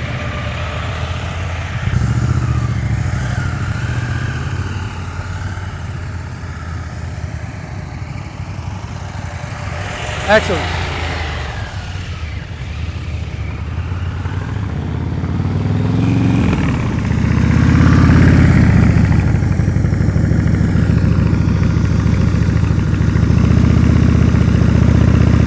Head and eyes. Speed. And that's the only thing that's getting Larry. That's the only thing that's getting George is the speed. Well, Larry too. All right, we're gonna move on to exercise number 6. No, I'm sorry, exercise number 7, figure 8. All right. George. Yes, sir. Larry. What do you think your issue is with making these U-turns? Not enough throttle for me. Not enough throttle. Not watching well. Stop right there. Larry just said it. Not enough, too much speed. That's your main problem. Because the other things you can kind of work out. If your throttle goes down low, you hear it, you go blah blah. But both of you guys, now the first time, clearly, George, right turns are easier for you. Clearly. Because the first time you tried it, you did it. Then after that, the speed demon took over. Your head and your eyes are good. You're turning your handlebars and you're kind of doing like this, and that's fine. That'll get worked out. But the speed, remember, speed is taking up space. Not only is it taking up space, but it's making you have to make decisions quicker, right? So it's putting you under more pressure you don't need, right? Larry, I need you to trust and believe. So when Larry goes to turn, Larry goes, screw this. Your bike got a name, Larry? Does your bike have a name? Not yet. Not yet. Larry says, not yet, you take over. So, and he'll lean it, but the only way he's gonna lean it like that without being in the friction zone is you have to have speed. But the problem is it's gonna take up space. Even 27 feet is not gonna be enough space. So let's just watch our speed. All right. Like I said, that's all I ever rode was crotch rocket. Exactly. But remember, the rules don't change. Even on a crotch rocket, it's the same as this. If you take a crotch rocket into that U-turn, there's not gonna be any different rules. The only thing that's gonna change is you're gonna have to lean more because the handlebars turn like this. So other than that, your speed is still gonna be relevant. Remember, I showed you when I made a U-turn that my RPMs didn't change in 18 feet or less because none of that changes. The only thing changes is leaning more, turning the handlebars more, all right? All right, but all in all, not bad at all. And I knew it wouldn't be. Okay, exercise number 7, figure 8. Now, this is the exact same thing that you were doing over there with some additions. When you guys come in here, you're gonna come through these cones. I want you to come toward this cone right here. Now listen, use all of the space that you need. I used to say use all the space that you have, but everybody doesn't need all of this space. This is 27 feet wide, just like that U-turn. 46 feet long, all right? So, when you come in here, come all the way over here, head and eyes, handlebars. Head and eyes, I want you looking at that first green cone. Yes, I know it's behind you. Turn your head. And if you can't see it, you'll see it eventually. I see it already. Peripheral vision is amazing. See how far I am? See how close I am to these? If you come in here and turn here, as long as you're leaning enough, no problem. But if you don't, you're going to end up all the way over here. And now you're not going to be able to make this turn, most likely. Like I said, if you're leaning enough and you don't need all that space, fine. But I want you to use it. Please, head and eyes, handlebars. Keep it loaded. Hold this turn. Hold it. Hold it. Hold it. Hold it. Remember, we're looking at that green cone. When you first come in, you're looking at that corner. That's the last time you're looking at a corner until you're done. And then you're looking at the exit. Hold it. Hold it. Because again, the goal is to go to this green cone. When you get about right here, transition. Handlebars. Head and handlebars. Now you're looking for that cone. Use all the space that you have. Hold it. Hold it. Now again, you can't be going too fast in here, otherwise you're going to end up all the way out here. Hold it, hold it, hold it, hold it, hold it. Transition, handlebars. The goal is you should be going like this. All right? Not like, let me show you. Now I'm going to do it first using all of the space, and then I'm going to do it in motor officer specifications. But the only difference is I have to lean more in motor officer specifications, and I have to turn the handlebars more. But my RPMs are the same. I'm still looking at the same cones, head and eyes, all of that stuff is still the same. Coming in here, George, head and eyes. Head and eyes, I'm looking for it. Hold it, hold it, hold it, hold it, hold it. Transition, I'm looking for it. There it is, hold it, hold it, hold it. Transition. Hold it, hold it, hold it, hold it. Transition. Hold it, hold it, hold it. And then you go out. Motor officer specifications, same thing. Hold it, transition. Hold it, transition. Hold it, transition. And out. Now a couple of times, did you hear my RPMs go down? I heard it. I just let the clutch, I gave it some throttle. Gotta listen to your engine the whole time. All right, Brad. I'm gonna try it one time, then I'm gonna go work on the U-turn. Okay. So first George said, I'm just gonna go work on the U-turns. But then he said he's gonna try it at least once, and that's cool. Like I said, we leave our egos on the sidewalk. I forgot to tell them that.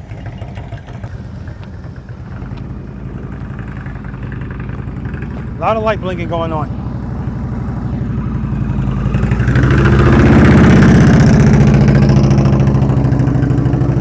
Transition, good. On the Roadmaster, baby, on the Roadmaster. It's only the first time, try it again. And sometimes that happens, you get caught in a turn. It's a good problem to have. Now Andy could do this in motor officer specifications.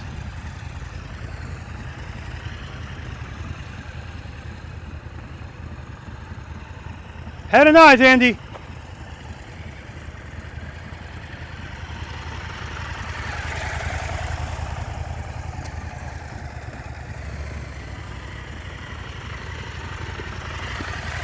Keep it loaded, baby.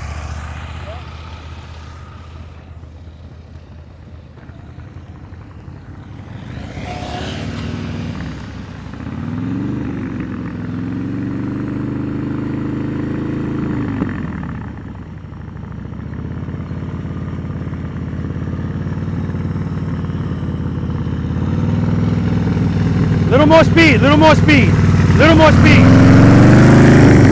All right, that's not gonna happen. Plus he started that turn too early.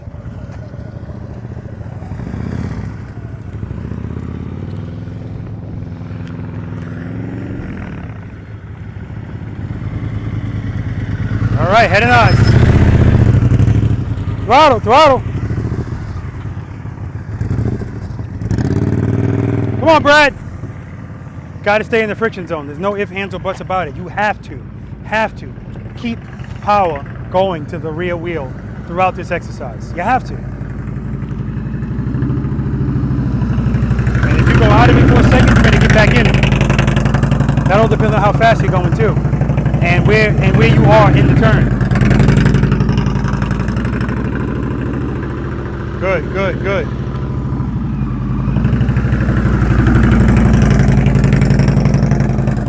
There we go. Look at the exit behind you.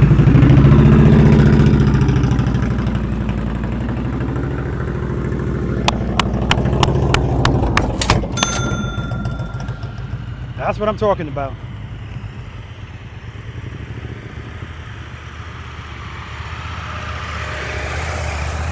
I started this turn really early, which is fine for him, but now he's right on top of those cones right there, see? Started too early. Yeah, I was just good, very good. See, if you know what you're doing wrong, that's the best thing, because now you can correct it. Come all the way over here. Good. Keep it loaded. Head and eyes. Look at this green cone. All right, transition. Keep it loaded, head and eyes. Look at me. Come to me. Keep it loaded. Keep it loaded. Keep it loaded. Transition. No, you're not done. Oh, he took a celebratory acceleration, but unfortunately, he wasn't done. Got to do it twice.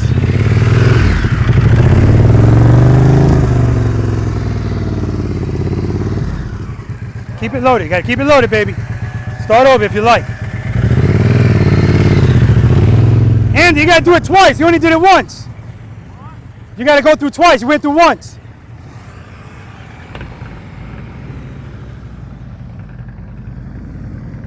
All right, Brad on the Roadmaster. He is the king of this king. He is the boss of this Roadmaster.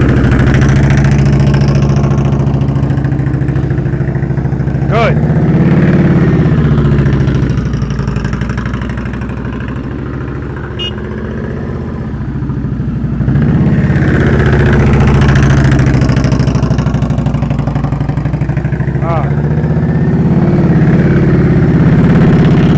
So make that correction? That's what it's all about, knowing how to make the correction. Excellent.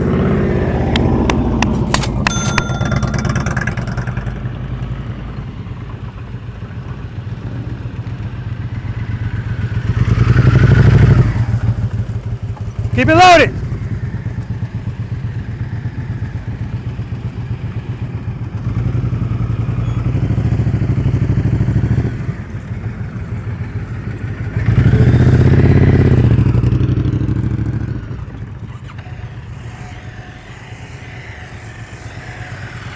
Got to go through twice.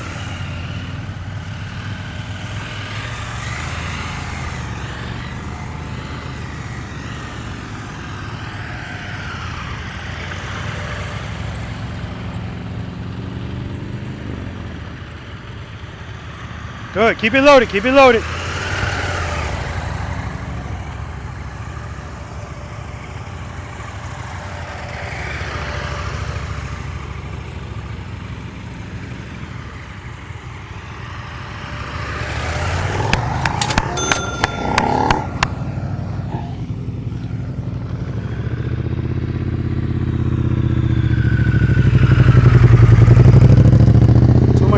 Too much speed.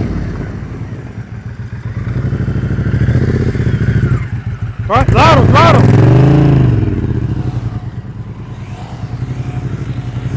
All right, guys, we're going to move on to exercise number 8, offset double serpentine. All right, guys. Exercise number 8, offset double serpentine. So, Larry, I definitely want you to practice exercise number 2. Because you do exercise number 2 fine. But the stuff that we're doing out here is just exercise number 2. I need you to be in the friction zone when you're doing these exercises.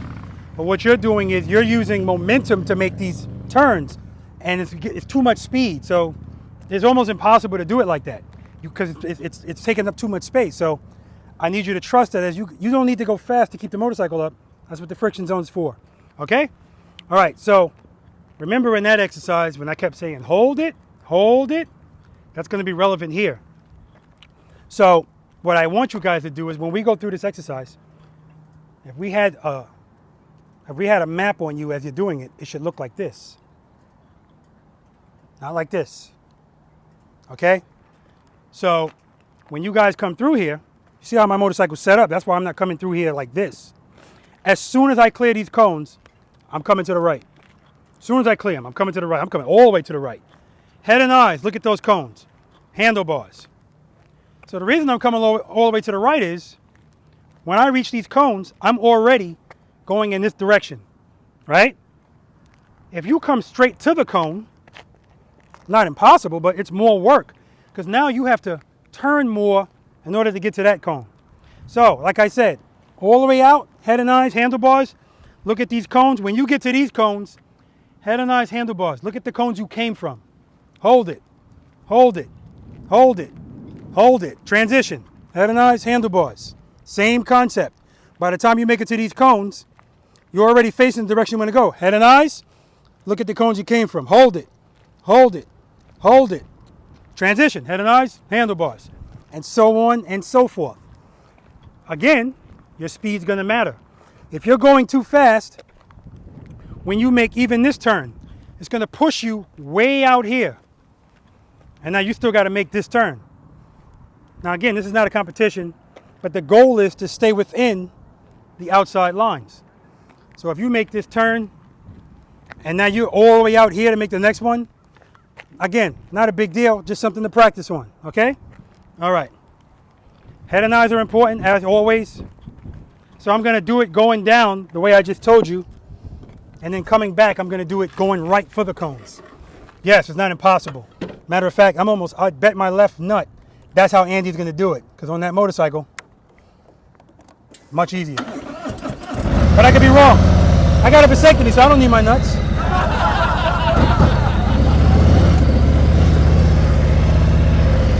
Hold it, hold it, hold it, hold it. Transition. Head and eyes, handlebars, hold it, hold it.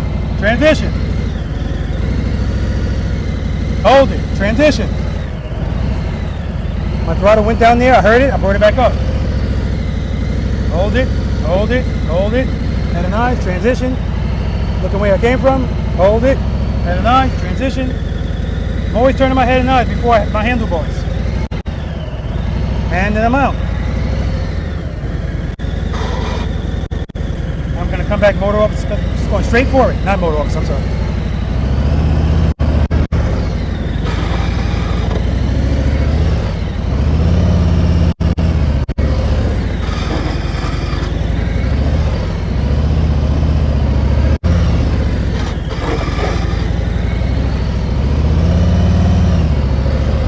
I can feel in my body it's more work doing it that way, so.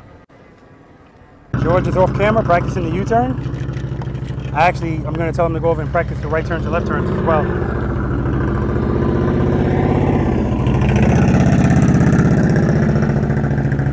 Now Brad should have went out even further on that one, but he's good. And if you started wrong, or not wrong, but if you don't start going out wide from the start, it's going to mess you up the rest of the way. It gets tighter and tighter.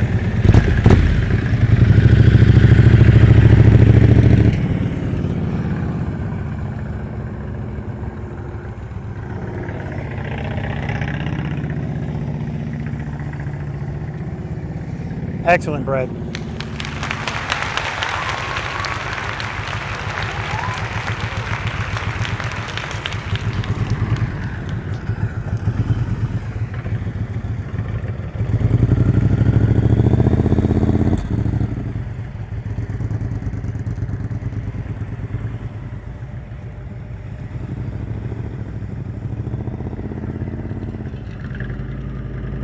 Hey, Brad.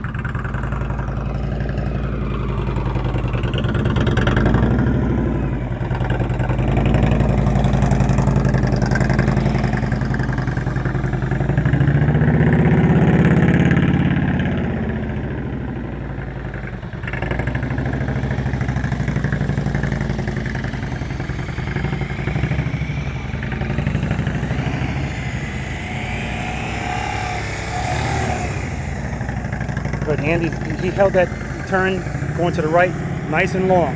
See that? Perfect. We held that a little too long. Now he's over that line, but it doesn't matter.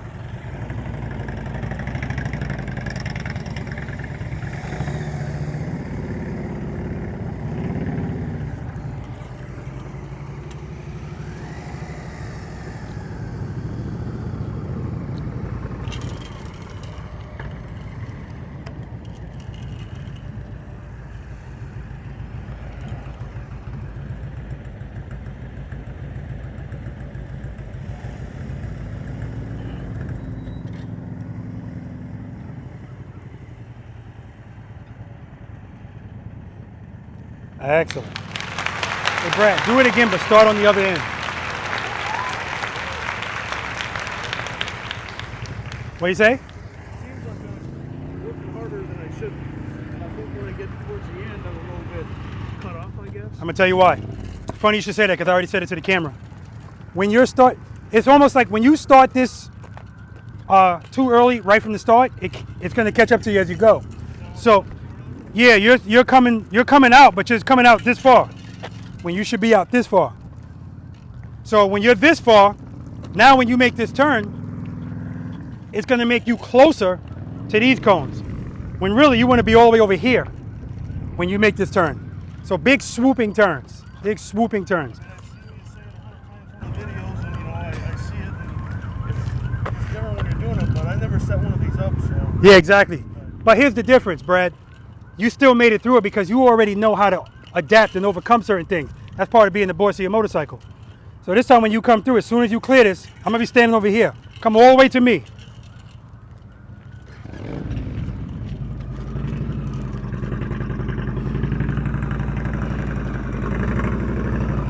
Okay, there we go.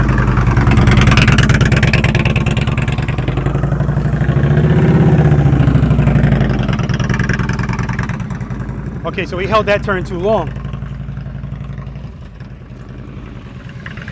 Hey, start from the other end. Start from the other side.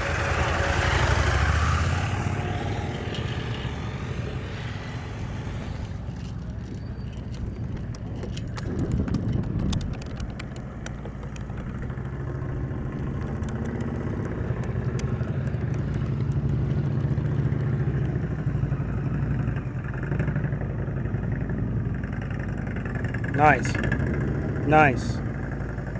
Nice and fluid. And it looks cool too with the flags on the back. Blowing in the wind. Very nice, Brad. Head of his eyes. Nice lean. Throttle is steady.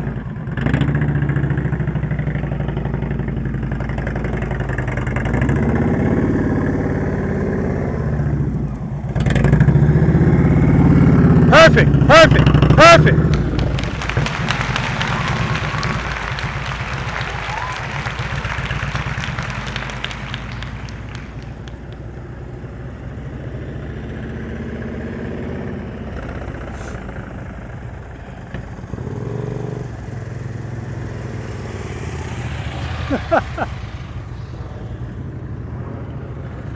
How come you didn't go to the last one? Andy said, screw it, I'm done.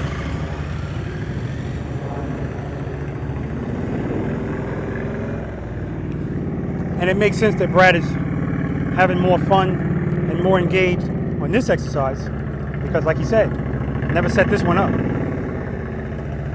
But all of the stuff that he's done prior to this comes into play here. Remember, I always tell you guys, just let it go, just let it go. Oh, wow. My hips are hurting just watching that. Woo!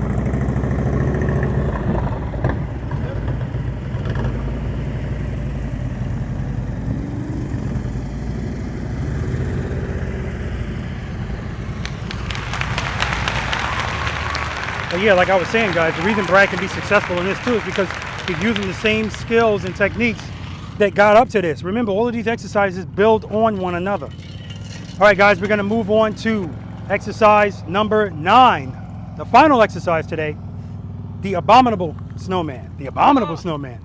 All right, guys, the abominable snowman. You know why I'm positive that you're not gonna have a problem with this, Andy? Because this is Robert Simmons paying it forward. There's no pressure. So if the only thing you're comfortable with is doing the 27-foot circle, just do the 27-foot circle, right? You got 27, 25, 22, 18. Now what I will say is an 18-foot circle is different from an 18-foot box, right? So you have to lean more, you have to turn more.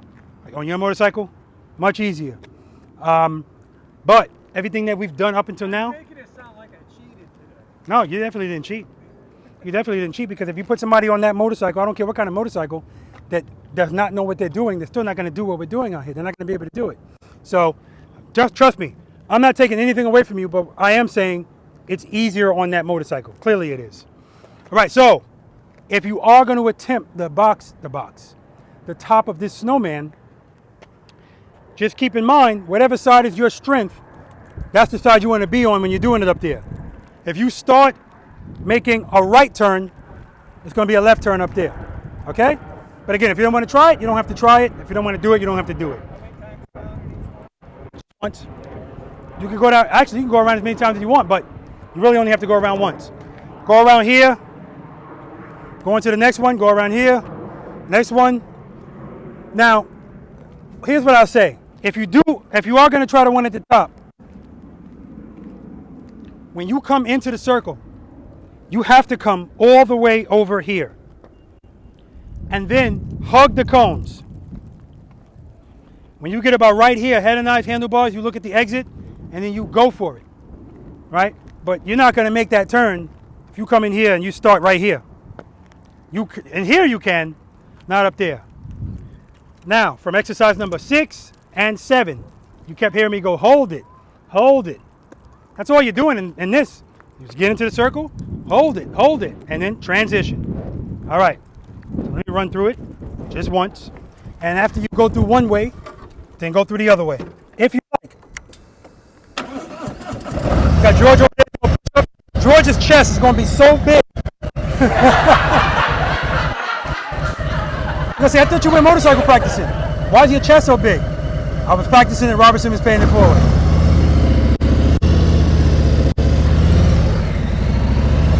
Hold it, hold it, hold it.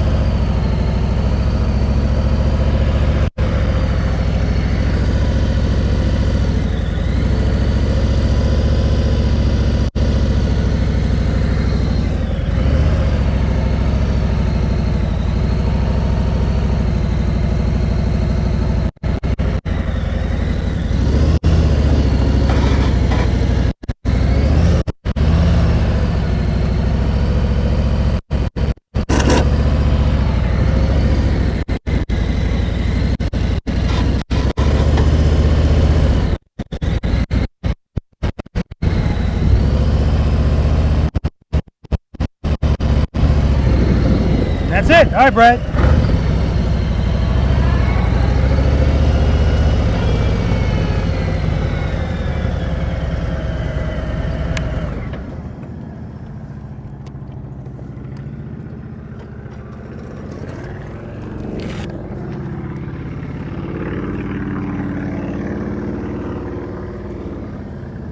So my camera's shooting into the sun a little, so I'll look a little darker than I would like it to. Very nice. Again, throttle is steady, head and eyes. 22 feet.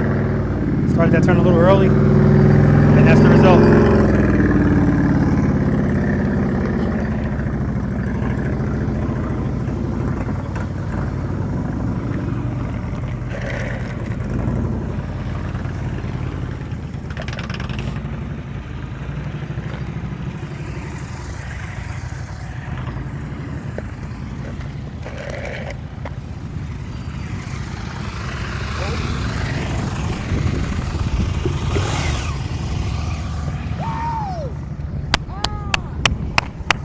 George over there celebrating, as he should.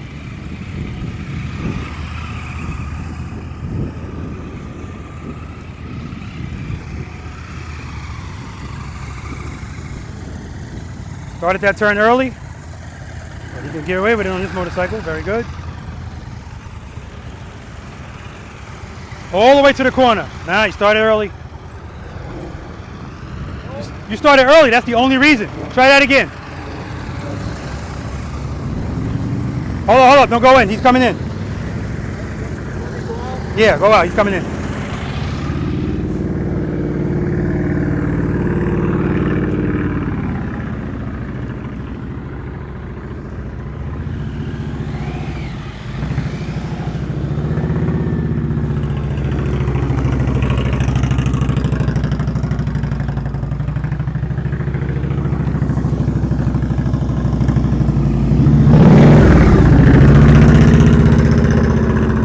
He picked up speed, that's what happened.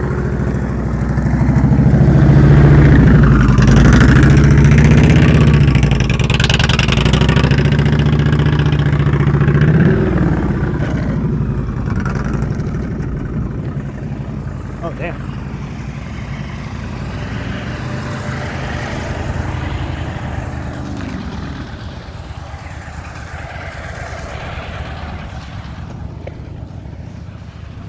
Come all the way over here. All the way over here. You didn't come all the way over here.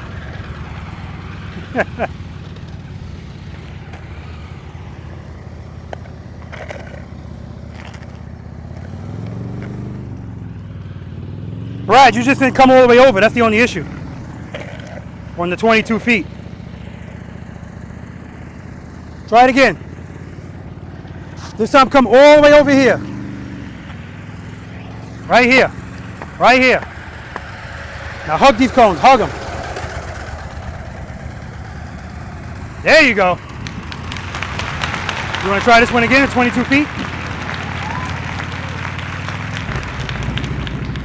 Just come all the way over and you'll be fine.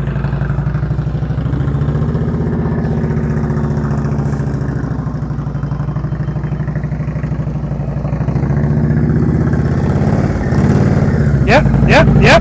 All right.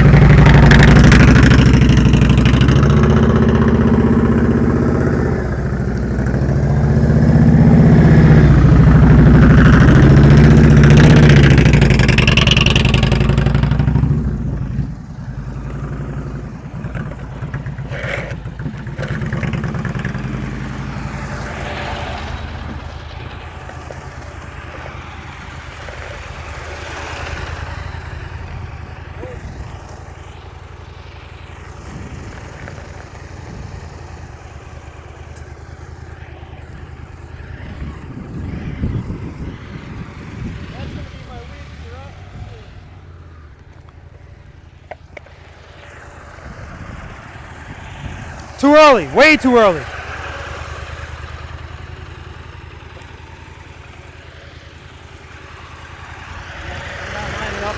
Yeah.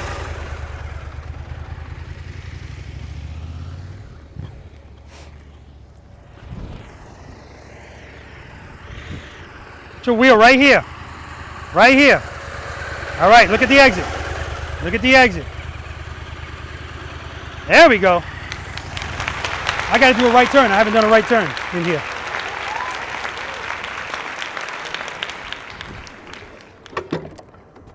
Got to do both directions.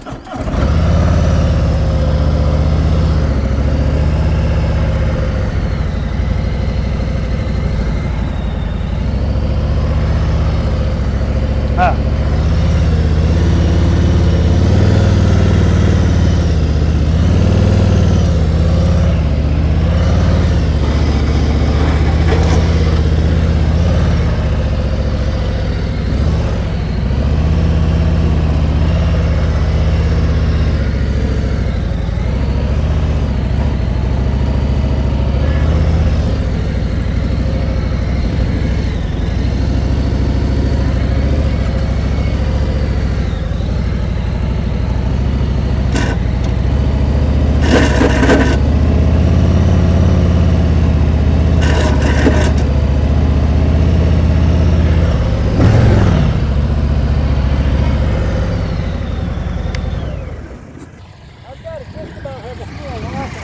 Yeah, no doubt about that. And you got to lean more. Here we go, here we go. Throttle, throttle, throttle. Brad, you just got to lean more too, but all right, we're going to move on and follow the leader. All right, guys, we're going to move on and follow the leader. George is over there set up, practicing the U-turns, small victories. Got his cell phone on the ground, recording himself against a bottle of juice, so that's what I like to see.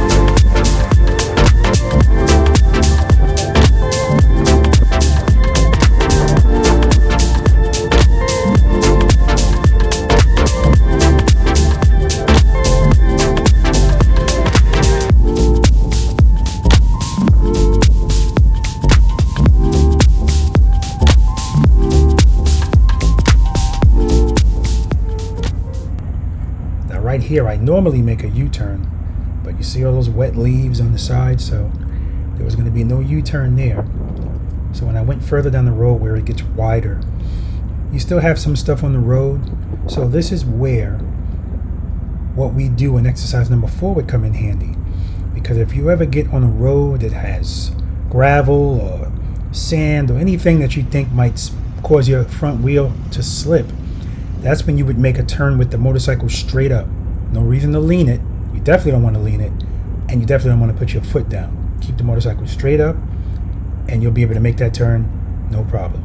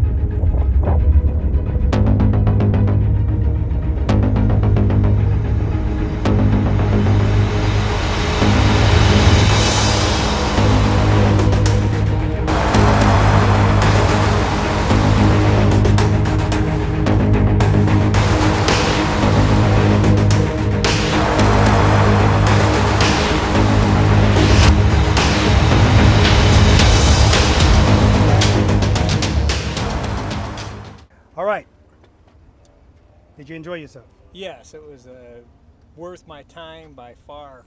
Good, good. And when you got here, Larry, if you don't wear gloves, your hands are going to be blue. All right, man. All right, when you first got here, you remember what you rated yourself? 1 or 2, You ain't changing that number? maybe a 3. Yeah, there's no maybe about it. You're not a 1 or a 2. You did great out here, and I appreciate you taking the trip down here. Of course, I appreciate you being a V.I.Preloader, and I know you don't live around the corner, but hopefully you'll be back. Okay, with the Honda? Yeah, at a level of difficulty. Yeah, absolutely. The throttle on the Honda is, like I said, it's this much is taken off. Gotcha. So it makes it really Well, just remember this. tricky. If you have a sensitive throttle, is that what you're saying? It's sensitive? Oh, super. Remember, the power's not going to go to the rear wheel unless you allow it to with the clutch. So, But then you got to keep the power to it. So your first reaction is to pull the clutch in when it starts to take off, and you can't get it. You got to keep it in the friction zone. exactly. It is a lot more. Bring it tricky. here. Let me feel it. I want to see what it feels like. All right, thanks, man. Now you can give it to Chad. Brad. Chad. I've been called worse. That's all right. Come on over, Brad. Now that I renamed you Chad. And I really appreciate you taking the trip all the way from PA. Yeah, that's great. Did you enjoy yourself? Yeah, Okay. I did. When you came here, do you remember what you rated yourself? 5.5 or 6. Any change in that number? I think it's probably still at Okay. that. Okay. There's Yeah. some little things that I could do to improve, and a couple hiccups out there. So that's Yeah. why it's practice. You're good, man. Very good. And appreciate you being a V.I.Preloader as well. And like I said to Andy, you don't live around the corner. So I'm pretty sure, unless you're headed to Florida or coming to Georgia, but I know you practice on your own. Yeah. And I said on the camera, I said, look at Chad. He's more, Wait, who? damn it.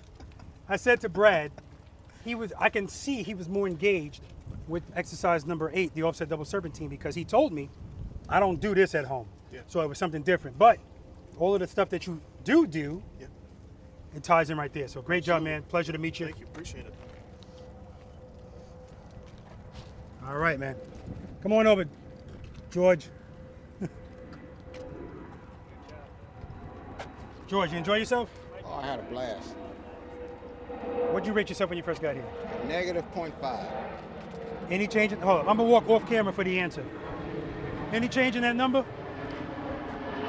Yes, maybe +0.5. So you're saying now you're a 0.5. 0.5.